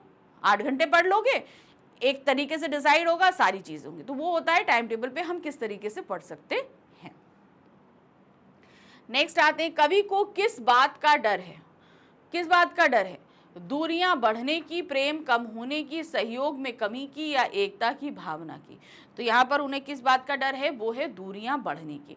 जब हम एक साथ, मान लीजिए आप कई सारे स्टूडेंट्स ने एक ही टारगेट डिसाइड किया है 99%, तो जाहिर सी बात है आपके साथ उस टारगेट पे चलने वाले कई सारे लोग हैं। आप बोलोगे कि भाई हमारे साथ तो बहुत सारे लोग हैं, तो आप क्या करते हो, क्या है कि दूसरे वाले का ध्यान डिस्ट्रैक्ट करोगे, इसका ध्यान डिस्ट्रैक्ट करोगे इस तरीके से, ताकि इनके मार्क्स कम आए और आप आगे निकल जाओ। ठीक है ना? तो इससे क्या हो रहा है, आपका आपके सहपाठियों से दूरियां भर रही। जब हम कई सारे लोग एक ही साथ एक ही लक्ष्य की तरफ आगे बढ़ते हैं, तो हम आगे बढ़ने के लिए अक्सर दूसरों के लिए खड्डा खोदना शुरू कर देते हैं, तो वो होता है दूरियां बढ़ना। तो वो यही कह रहे हैं कि भले आप एक साथ आगे बढ़ रहे हो, लेकिन जो है दूरियां नहीं बढ़नी चाहिए। नेक्स्ट आते हैं, निम्नलिखित कथन ए तथा कारण आर को ध्यान पूर्वक पढ़िए और उसके बाद दिए गए विकल्प में से कोई एक सही विकल्प चुनकर लिखिए। ठीक है, अब हमें कथन और कारण पढ़ना है, उसके नीचे विकल्प दिए हैं, उन्हें पढ़ना है और देखना है। क्या दिया है? कवि मनुष्य के लिए मनुष्यता का होना अनिवार्य मानता है। ठीक है, नेक्स्ट आते हैं, मनुष्यता के लिए संतोष का होना आवश्यक नहीं है। मुझे तो ये बिल्कुल भी सही नहीं लग रहा है, तो यहाँ पर क्या देंगे? देखिए, कथन ए सही है किंतु कारण आर कथन ए की सही व्याख्या नहीं करता। तो कथन तो सही है कि कवि मनुष्य के लिए मनुष्यता का होना अनिवार्य मानता है कि भाई हम मनुष्य हैं तो हमारे जीवन में मनुष्यता का होना जरूरी है, लेकिन कारण उसकी सही व्याख्या नहीं कर रहा है। ठीक है, तो हम लगाएंगे लास्ट में, कथन ए सही है किंतु कारण आर कथन ए की सही व्याख्या नहीं करता है। नेक्स्ट है, कवि समर्थ भाव किसे मानता है? अब उन्होंने बोला ना समर्थ भाव, वो किसको मानते हैं? चलिए देखते हैं। समर्थ भावना को सबल बनाना, स्वार्थ भावना को सबल बनाना, कार्य में सफलता प्राप्त करना, कार्य के प्रति लगनशील रहना, स्वयं के साथ दूसरे को भी आगे बढ़ाना। तो यहाँ पर समर्थ भाव का तात्पर्य है स्वयं के साथ दूसरों को भी आगे बढ़ाना। यानी कि जब हम एक ही रास्ते पर एक ही लक्ष्य की तरफ बढ़ रहे हैं तो हमें क्या करना है? खुद तो आगे बढ़ना है, लेकिन अपने साथ वालों को साथ लेकर बढ़ना है। क्योंकि देखिए, हम जब जिस रास्ते पे चलते हैं तो कुछ लोग हमसे ज़्यादा ताकतवर होते हैं और कुछ लोग हमसे कमज़ोर होते हैं। तो हमेशा याद रखिए कि उन कमज़ोर लोगों का सहारा बनते हुए आगे चलिए। कि एक पंथ के सतर्क हो सभी पंक्ति का भाव क्या है। अब इन्होंने ये जो पंक्ति दी है ना, इस पंक्ति का मतलब क्या है। तर्कहीनता, भावुकता, नकारात्मकता या सकारात्मकता। तो यहाँ पर दिया है क्या कि एक पंथ के सतर पंथ हों सभी, तो इसका तात्पर्य होता है सकारात्मकता। यानी कि यहाँ पर हमें पॉजिटिव थिंकिंग के साथ आगे बढ़ना। भाई हम सबको साथ लेकर तो बढ़ रहे हैं, लेकिन किसी भी तरीके से हमारे अंदर निगेटिव थिंकिंग नहीं आनी चाहिए। ठीक, चलिए अब हम आ गए प्रश्न संख्या 10 पे। तो जैसे मैंने बताया था, प्रश्न संख्या 10 पे हमारे पास क्या दिया गया है, ध्यान से देखिए। यहां पर हमारे जो काव्य खंड के 7 अध्याय हैं, कितने, 7 जो चैप्टर्स हैं, उन 7 चैप्टर में से आपके पास 4 प्रश्न रखे जाएंगे, जिसमें से सिर्फ 3 प्रश्न आपको करने हैं। एक प्रश्न आपको 2 नंबर का होगा, तो जब आप 3 प्रश्न करोगे तो वो 6 मार्क्स का होगा। ठीक है, तो प्रश्न संख्या 10 कितनी हो गई, 6 मार्क्स की। तो चलिए देखते हैं, काव्य खंड पर आधारित निम्नलिखित प्रश्नों में से किन्हीं 3 प्रश्नों के उत्तर लगभग 25 से 30 शब्दों में लिखिए। तो ये आपके लघु उत्तरीय प्रश्न है, ध्यान रखिएगा। इनका आंसर आपको सिर्फ 25 to 30 वर्ड्स के अंदर ही करना है, इससे ज्यादा नहीं बढ़िएगा। ठीक है, पहला प्रश्न है, प्रत्येक व्यक्ति की विशेषता उसके भीतर निहित होती है। कबीर की साखी में उदाहरण देकर स्पष्ट कीजिए। क्या दिया है, हर व्यक्ति की विशेषता खुद उसके अंदर व्यक्त होती है, रहती है। तो ये आपको कबीर की कौन सी साखी से पता चल रहा है। कबीर कौन सी साखी थी, वो वाली जहां पर कस्तूरी जो वो है मृग की नाभि में ही विराजमान होती है, वो साखी थी ना। तो बस उसी के आधार पर आपको इसे व्यक्त कर देना है। चलिए देखिए क्या दिया है, कस्तूरी कुंडली से लेकर दुनिया देखी नहीं। ठीक है, अब यहाँ पर जिस तरह कस्तूरी मृग की नाभि में होती है, लेकिन मृग को पता नहीं होता, उससे वन में खोजता है, ठीक वैसे ही मनुष्य अपने भीतर की विशेषता को नहीं देखता और बाहर खोजता फिरता है। हम क्या खोलते हैं कि भाई हमें कहीं और कुछ ये सारी चीजें मिल जाए। एक्चुअल क्या है, वो चीज हमारे अंदर होती है, बस हमें किसी तरीके से वो चीज अपने अंदर से बाहर निकालनी होती है। ये हमारी क्वालिटीज हमारे अंदर होती है, उसे कहीं बाहर जाकर हमें खोजने या सीखने की जरूरत नहीं होती है। नेक्स्ट क्वेश्चन है, जीवन में सुख दुख धूप और बादल की तरह होते हैं। पर्वत प्रदेश में पावस कविता से कोई एक उदाहरण देकर सिद्ध कीजिए। अब देखिएगा, जो हमारे जीवन में सुख और दुख होते हैं, कैसे उन्होंने बताए हैं कि बादल की तरह होते हैं। अब बादल क्या है, वो कुछ समय के लिए आते हैं और फिर चले जाते हैं। ठीक है, उसी तरीके से हमारे जीवन में चाहे सुख आए चाहे दुख आए, वो कुछ समय के लिए आएगा, लेकिन उसके बाद वो चला जाता है। अब जैसे हमारे जीवन में दुख है, तो ये आप भी समझो कि हमेशा दुख बना रहेगा, ऐसा नहीं होगा। वो दुख हटेगा, फिर से उसके बाद सुख रूपी बादल आएंगे, फिर वो सुख रूपी बादल जाएंगे, तो फिर वो दुख रूपी बादल आएंगे। तो इस तरीके से वो बादलों का आना जाना जैसे प्रकृति में रहता है, वैसे ही हमारे जीवन में ये सुख दुख का आना जाना भी बना रहता है। चलिए देख कैसे लिखेंगे, उड़ गया अचानक लो भूदर फड़का अपार वारिद के पार। इसका कोई अन्य उदाहरण भी आप कविता में से दे सकते हो। सुख पर दुख की छाया हमेशा होती है, दुख रूपी बादल सुख रूपी धूप को कभी भी घेर सकता है। सिंपल सी एक चीज। ठीक है, आगे आते हैं।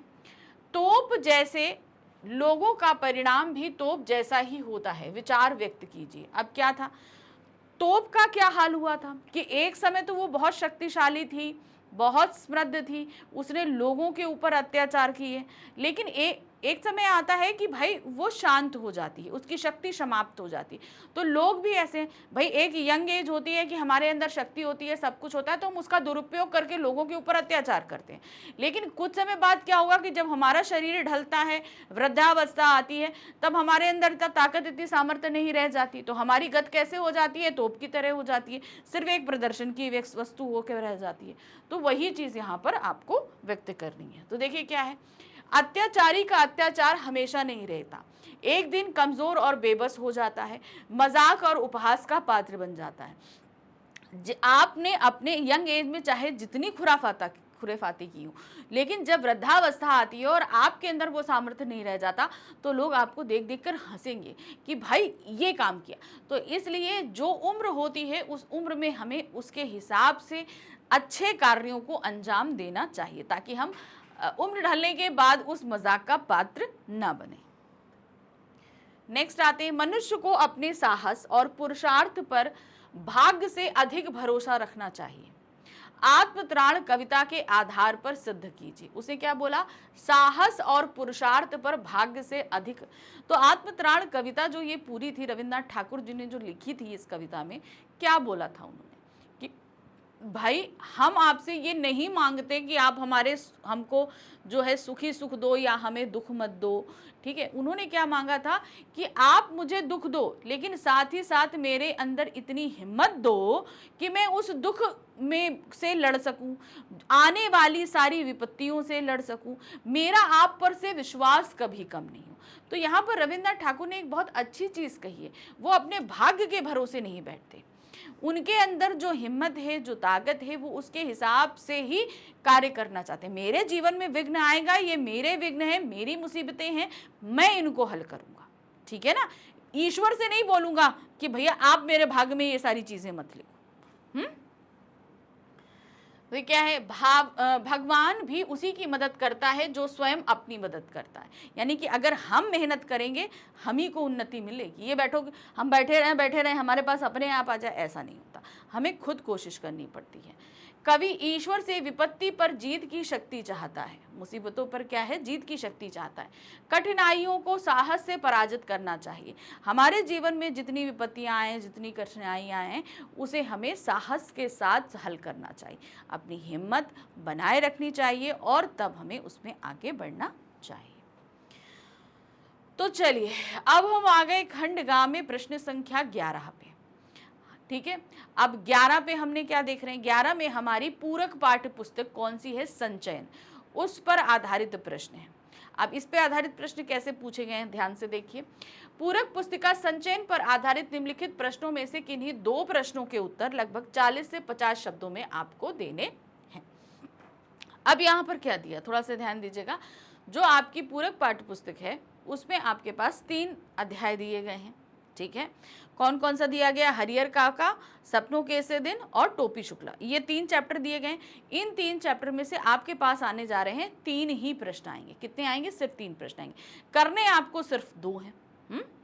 और यहाँ पर उन 2 प्रश्नों के जो उत्तर लिखने हैं वो 40 से 50 शब्दों में, यानी कि ये हो गए आपके दीर्घ उत्तरीय प्रश्न। कितने हो गए? आपके लॉन्ग क्वेश्चन हो गए। और इसके लिए आपको कितने मार्क्स मिल रहे हैं? 3 नंबर मिल रहे हैं। कितने? 3 नंबर। जब 2 प्रश्न करोगे तो कितने मिलेंगे? 6 नंबर मिलेंगे। चलिए देख लेते हैं यहाँ पर। अब इसमें क्वेश्चन देखिए क्या है। पहला है, भारत एक बहुधार्मिक समाज वाला देश है। सामाजिक सद्भाव के लिए टोपी शुक्ला पाठ आपको कैसे मदद करता है? अब आपको बताइए, देखिए यहाँ पर क्या है।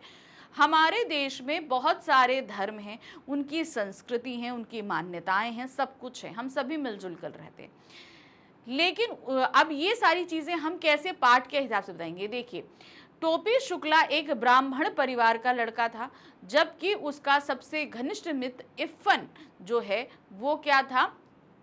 एक मुसलमान परिवार का था। दोनों बहुत ही घनिष्ठ मित्र थे, यहाँ तक कि टोपी जो है वो इफ्फन के घर आता जाता था।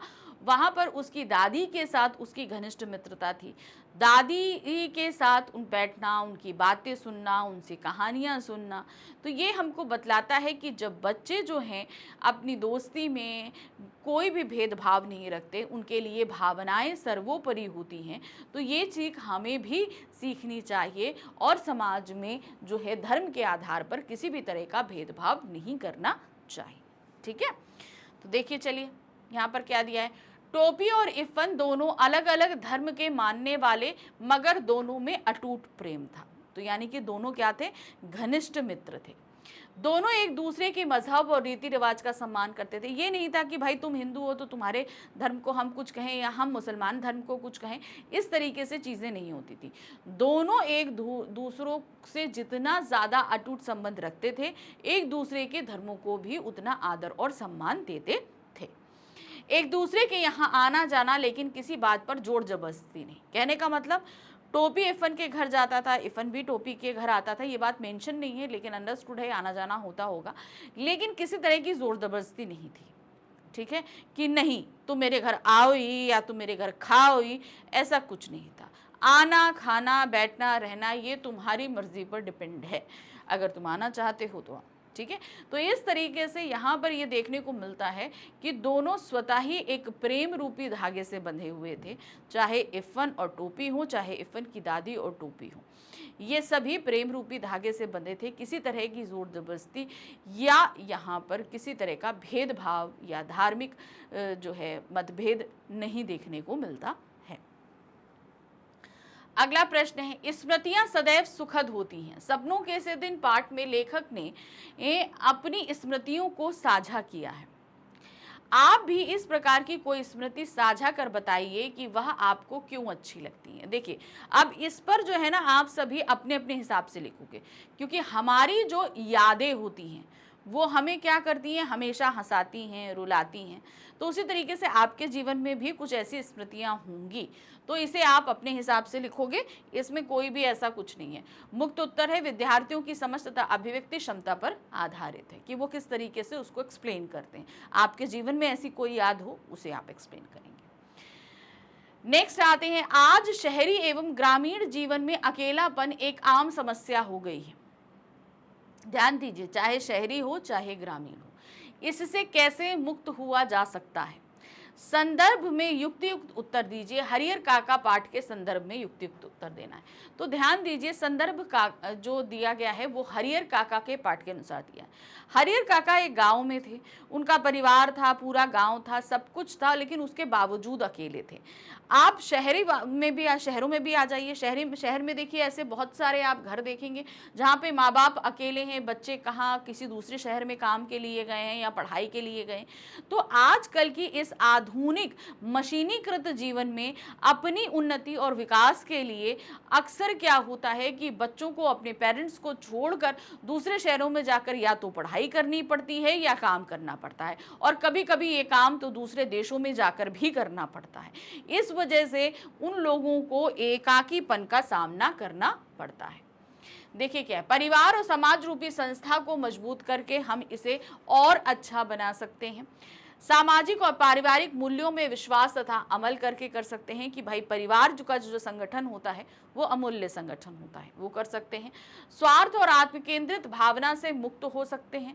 हम जहाँ पर सिर्फ अपने लिए बात करें, हम सिर्फ सेल्फ सेंटर्ड हो, वो भावनाएं हमें अपने अंदर से हटानी पड़ेगी। हम बात करें, सोचें तो हम सिर्फ अपने लिए नहीं, हम पूरे परिवार के लिए इस बारे में सोचें। अपने आसपास के प्रति जागरूक तथा बदलाव के लिए पहल करें। अगर आसपास ऐसा कुछ देखते हैं तो उसके लिए भी ये सारी पहल कर सकते हैं। तो ये कुछ पॉइंट्स हैं जिन पे आप ये पूरा आंसर एक्सप्लेन कर सकते हैं। ठीक है, तो यहाँ खत्म हो गया हमारा खंड गा। अब शुरू हो रहा है हमारा खंड घा। प्रश्न संख्या 12, 13, 14, 15, 16। तो अभी तक हमने क्या कर लिया है, जरा एक बार देख लें तो आपको आसानी से समझ में आ जाएगा कि क्वेश्चन पेपर में हमने क्या क्या चीज़ें कर ली हैं और क्या क्या चीज़ें हमारी बाकी हैं। सबसे पहले हम आ गए खंड का में। कौन सा हमारा खंड आ रहा है? खंड का। तो खंड का में हमने किया 7 + 7 = 14 मार्क्स का। ठीक है, जिसमें हमारे पास अपठित बोध रहा है 7 नंबर का एक गद्यांश, 7 नंबर का एक गद्यांश। फिर उसके बाद हम आ जाते हैं खंड खा में। खंड खा में हमने क्या किया? व्यवहारिक व्याकरण। 4-4 मार्क्स के 4 प्रश्न किए थे। 4 + 4 + 4 = कितना? 16। ठीक है, तो ये दोनों मिला के हमारे कितने हो गए? ये हो गए 30 मार्क्स के। ठीक है, अभी हमारे पास में 50 मार्क्स बाकी हैं। अब आ जाते हैं हम खंड गा में, जो कि हमारी पाठ्यपुस्तक आधारित प्रश्न थे। तो उसमें सबसे पहले हमने किया पठित गद्यांश, जो कि हमारा 5 मार्क्स का था। ठीक है, फिर उसके बाद हमने किया 7 चैप्टर पे आधारित 3 प्रश्नों को, जो 2-2 मार्क्स के थे। तो ये हो गए आपके 6 मार्क्स के। सेम एज इट इज हमारे पास में 5 नंबर का काव्यांश था और 6 नंबर के प्रश्न थे काव्यांश के। ठीक है, अब उसके बाद जब हम आए तो हमारी पूरक पाठ्य पुस्तिका पर आधारित हमें 2 प्रश्न करने थे। 3 नंबर का एक प्रश्न था जो कि आपका था 6 नंबर का। ठीक है, तो कितना हो गया 11 और ये हो गया 11, 22 और 6 हो गया आपका 28। ठीक है, 28 नंबर का हमारा पूरक पुस्तिका हो गई। तो यहाँ पर 30 और ये कितना हो गया 58 मार्क्स का हम अभी तक क्वेश्चन पेपर सॉल्व कर चुके हैं।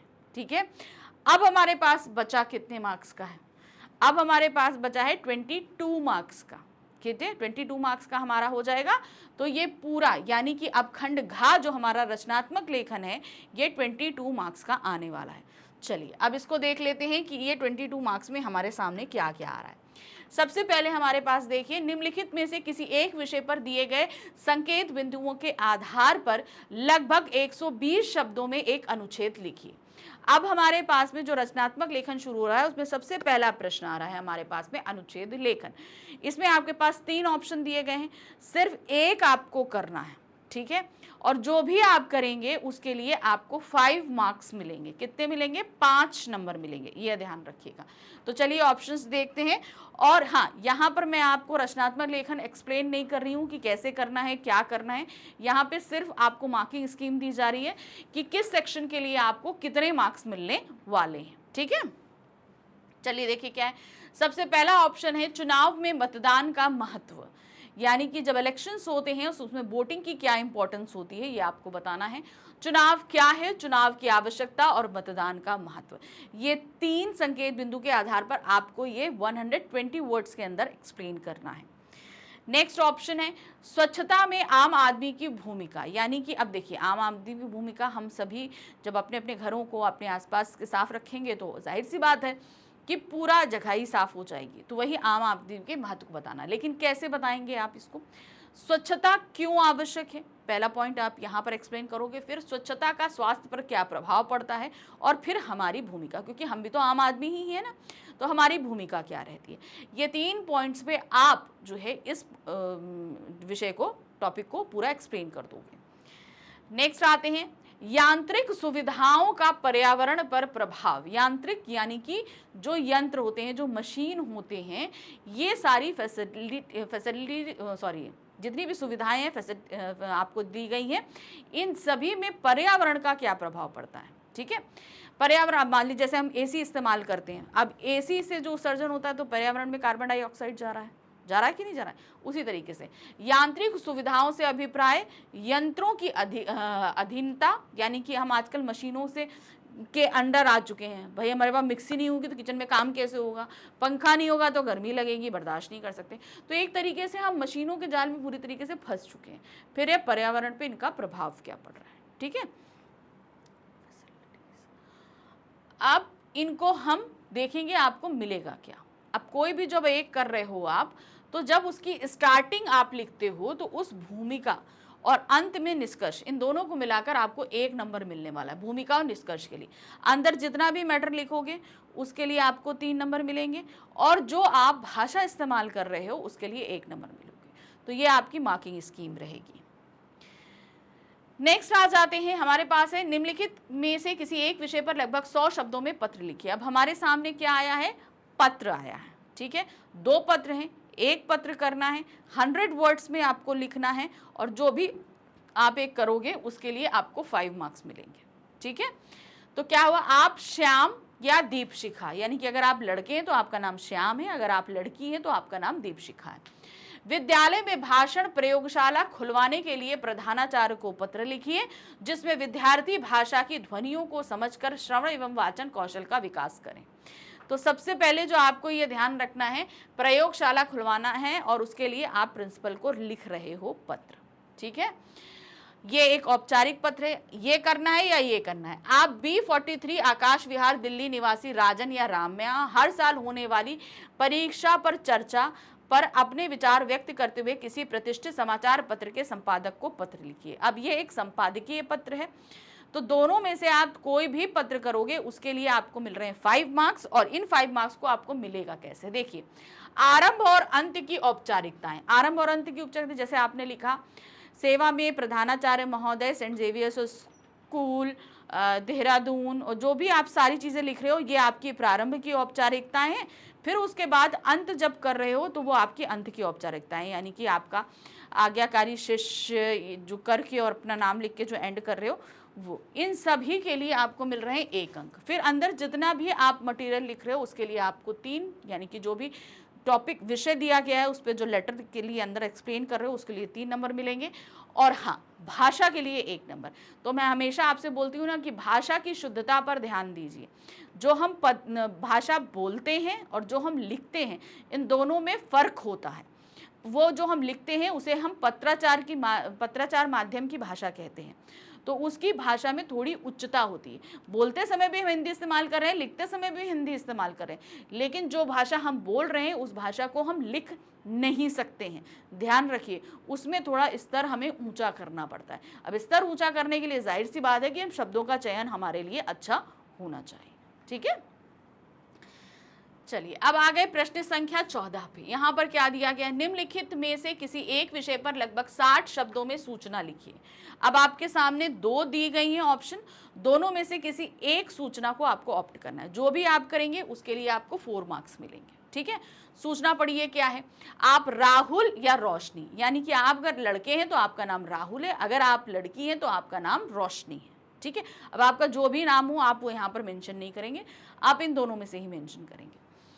आप अपने स्कूल के विद्यार्थी परिषद के सचिव हैं, यानी कि सेक्रेटरी हैं। आपके स्कूल में अंतर विद्यालय वाद विवाद प्रतियोगिता का आयोजन किया जा रहा है। इस विषय में सभी विद्यार्थियों को जानकारी देने हेतु सूचना तैयार कीजिए। ठीक है, पहली सूचना ये। दूसरा क्या है, आप वैशाली निवासी अमर या अवनी हैं, यानी कि अगर आप लड़के हैं तो आपका नाम अमर है, अगर आप लड़की हैं तो आपका नाम अवनी है। आप अपने क्षेत्र के निवासी कल्याण संघ के सचिव हैं। अपने क्षेत्र में लगने वाले रक्तदान शिविर की जानकारी देते हुए एक सूचना लिखिए। ठीक है, तो अब यहाँ पर क्या है, आपको दोनों सूचनाओं में से कोई एक सूचना करनी है। तो सूचना का अपना एक प्रारूप होता है, उसके हिसाब से हम काम करेंगे। तो जो भी आप करोगे उसके लिए मिलेंगे 4 नंबर। अब ये 4 नंबर किस बेसिस में मिलेंगे, सबसे पहले सूचना का प्रारूप। ध्यान रखिए, सूचना का अपना एक फॉर्मेट है। आपको जो है ब्लॉक बनाना है, बॉक्स बनाना है। बॉक्स के अंदर सबसे पहले जिस संस्था ने सूचना इशू करी है उस संस्था का नाम लिखेंगे, फिर उसके बाद सूचना हेडिंग डालेंगे, फिर उसके बाद विषय डालेंगे, फिर दिनांक डालेंगे, फिर समय डालेंगे, फिर उसके बाद सूचना देंगे, फिर सूचना देने वाले का नाम देंगे। तो ये एक जो पूरा फॉर्मेट होता है, इसके लिए आपको 1 नंबर मिलेगा। फिर आते हैं जो अंदर आप सूचना के लिए विषय वस्तु लिखने जा रहे हैं, यानी कि जो लाइंस जिस भाषा में लिख रहे हो, जो चीज़ें आप लिख रहे हो उसके लिए 2 नंबर मिलेंगे।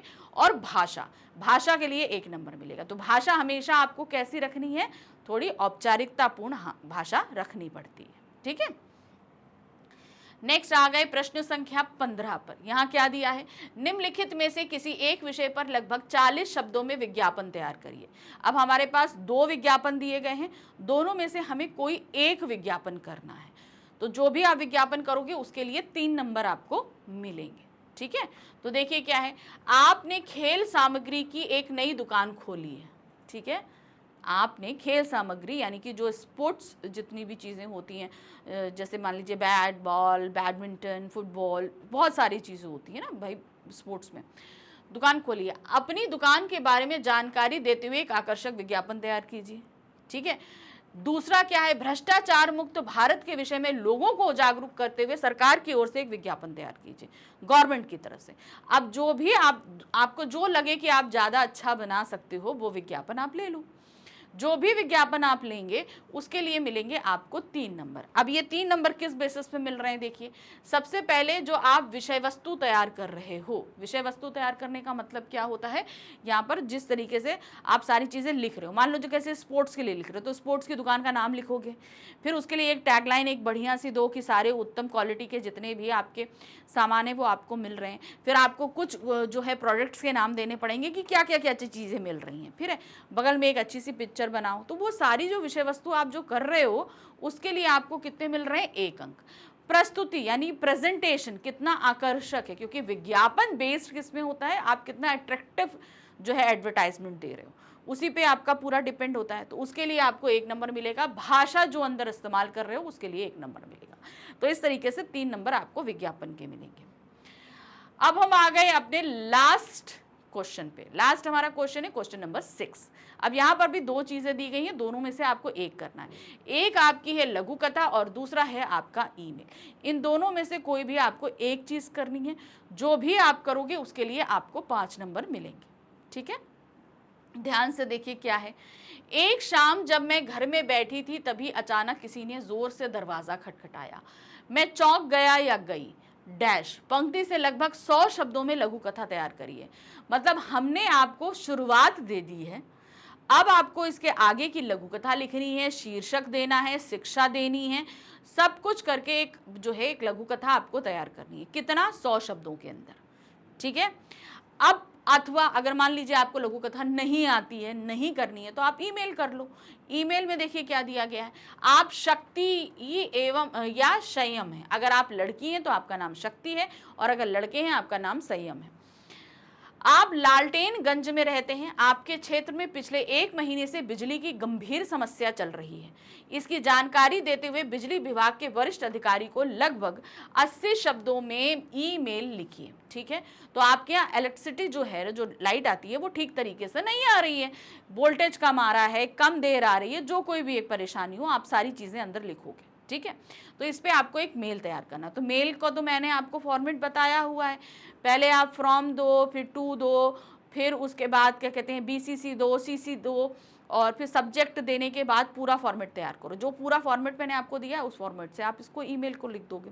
ठीक है, अब इसमें से जो भी आप करोगे उसके लिए 5 मार्क्स मिलेंगे। लेकिन ये किस तरीके से मिलेंगे, देखिए अगर मान लीजिए सपोज आप 100 वर्डों में लघु कथा लिखते हो, 100 वर्ड्स की, तो क्या है विषय वस्तु जो भी आप अंदर लिखोगे, यानी कि पूरी कहानी जो लिख रहे हो, कहानी का जिस तरीके से अट्रैक्टिव होता है, स्टार्टिंग अट्रैक्टिव होनी चाहिए, लोगों को बांधे रखने वाली हो चाहिए, सारी चीज़ें, उसके लिए 3 नंबर मिलेगा।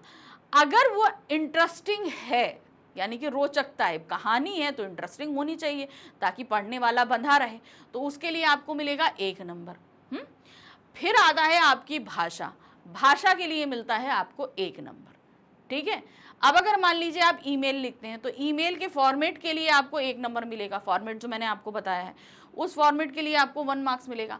जो अंदर आप सारी चीज़ें लिखोगे, जैसे हमने क्या बोला कि आपके यहाँ बिजली नहीं आ रही है, ठीक से नहीं आ रही, तो कंप्लेंट कर रहे हो, तो बिजली वोल्टेज कम आ रहा है, हाई वोल्टेज आ रहा है, लो वोल्टेज आ रहा है, या बहुत देर तक कटौती हो रही है, कोई टाइम नहीं है कटौती का, तो पढ़ने का नहीं समय मिल रहा है, बहुत सारी चीज़ों को आप कंपाइल करके लिखोगे, तो उसके लिए आपको मिलने वाला है 3 नंबर। अब जिस तरह की भाषा का इस्तेमाल आप कर रहे हो उसके लिए आपको मिलेगा 1 नंबर। तो इस तरीके से ये पूरा फॉर्मेट आप जब तैयार कर दोगे तो आपको 5 नंबर मिल जाएगा। ठीक है, तो ये था हमारा पेपर जिसे हमने अभी आपके लिए सॉल्व किया। तो ये सीबीएसई द्वारा issue class 10th Hindi course B का पेपर था। मैंने आपको बताया कि किस किस तरीके से क्वेश्चंस आ रहे हैं, क्या क्या चीज़ें हैं। फिर से रिवाइज कर देती हूँ। यहाँ पर 4 खंडों में प्रश्न आपको दिए गए हैं। खंड का में आपके पास अपठित बोध आ रहा है जो कि 14 मार्क्स का है। फिर उसके बाद में हमारे पास में आता है खंड खा जो कि व्यवहारिक व्याकरण है, यहाँ जिसके अंदर हमारे व्याकरण के 4 टॉपिक रचना के आधार पर वाक्य रूपांतरण, पदबंध, समास और मुहावरे हैं। इस पर आधारित आपके पास प्रश्न आए हैं 4 जो कि रहेंगे आपके 16 मार्क्स के। उसके बाद आ जाता है खंड गा जो हमारी हिंदी की दोनों पाठ्य पुस्तकें यानी कि स्पर्श भाग 2 और संचयन भाग 2 से प्रश्न लिए गए हैं जो कि प्रश्न संख्या 5 हैं जिनके अंदर, ठीक है, खंड गा में आपसे 5 प्रश्न पूछे गए हैं जिस पर काव्यांश और गद्यांश आधारित प्रश्न हैं, वर्णात्मक प्रश्न हैं जिसमें लघु उत्तरीय हैं, दूसरी बुक संचयन है जिस पर आधारित आपके पास में जो है दीर्घ उत्तरीय प्रश्न पूछे गए हैं। तो इस पूरे खंड गा में आपके पास जो क्वेश्चन दिए गए हैं वो 28 मार्क्स के क्वेश्चन दिए गए हैं। बचे हुए 22 मार्क्स जो हैं वो आपके रचनात्मक लेखन यानी खंड घा में दिए गए हैं जिसके अंदर आपके पास अनुच्छेद लेखन 5 नंबर, पत्र लेखन 5 नंबर, विज्ञापन 3 नंबर और आपका जो सूचना है वो 4 नंबर की। इसके अलावा लघु कथा या ईमेल में से कुछ करते हैं तो वो आपकी 5 नंबर की। तो टोटल मिलाकर ये 22 नंबर आपके हो जाते हैं। तो आपको ये सारी चीज़ें हमने जो समझाई हैं इसी तरीके का पेपर आने वाला है। तो अब आपको समझ में आ गया ना। समय है 3 घंटे का, लिखने के लिए बहुत कुछ है। तो लिखने की प्रैक्टिस आपको लगातार करनी है ताकि स्पीड बनी रहे, हैंडराइटिंग बनी रहे, मिस्टेक्स नहीं हो, आंसर्स आपके अच्छे बने। सारी चीज़ें मैंने आपको समझाई हैं। बाकी तो अभी हम आपको प्रैक्टिस बहुत सारी कराने ही वाले हैं, ठीक है। तो इसी के साथ आगे बढ़ते हैं और मिलेंगे अब आगे अपने और भी अच्छे इंटरेस्टिंग वीडियो में जो रहेंगे हमारे एग्जाम ओरिएंटेड। चलिए मिलते हैं। Thank you for watching. Bye bye.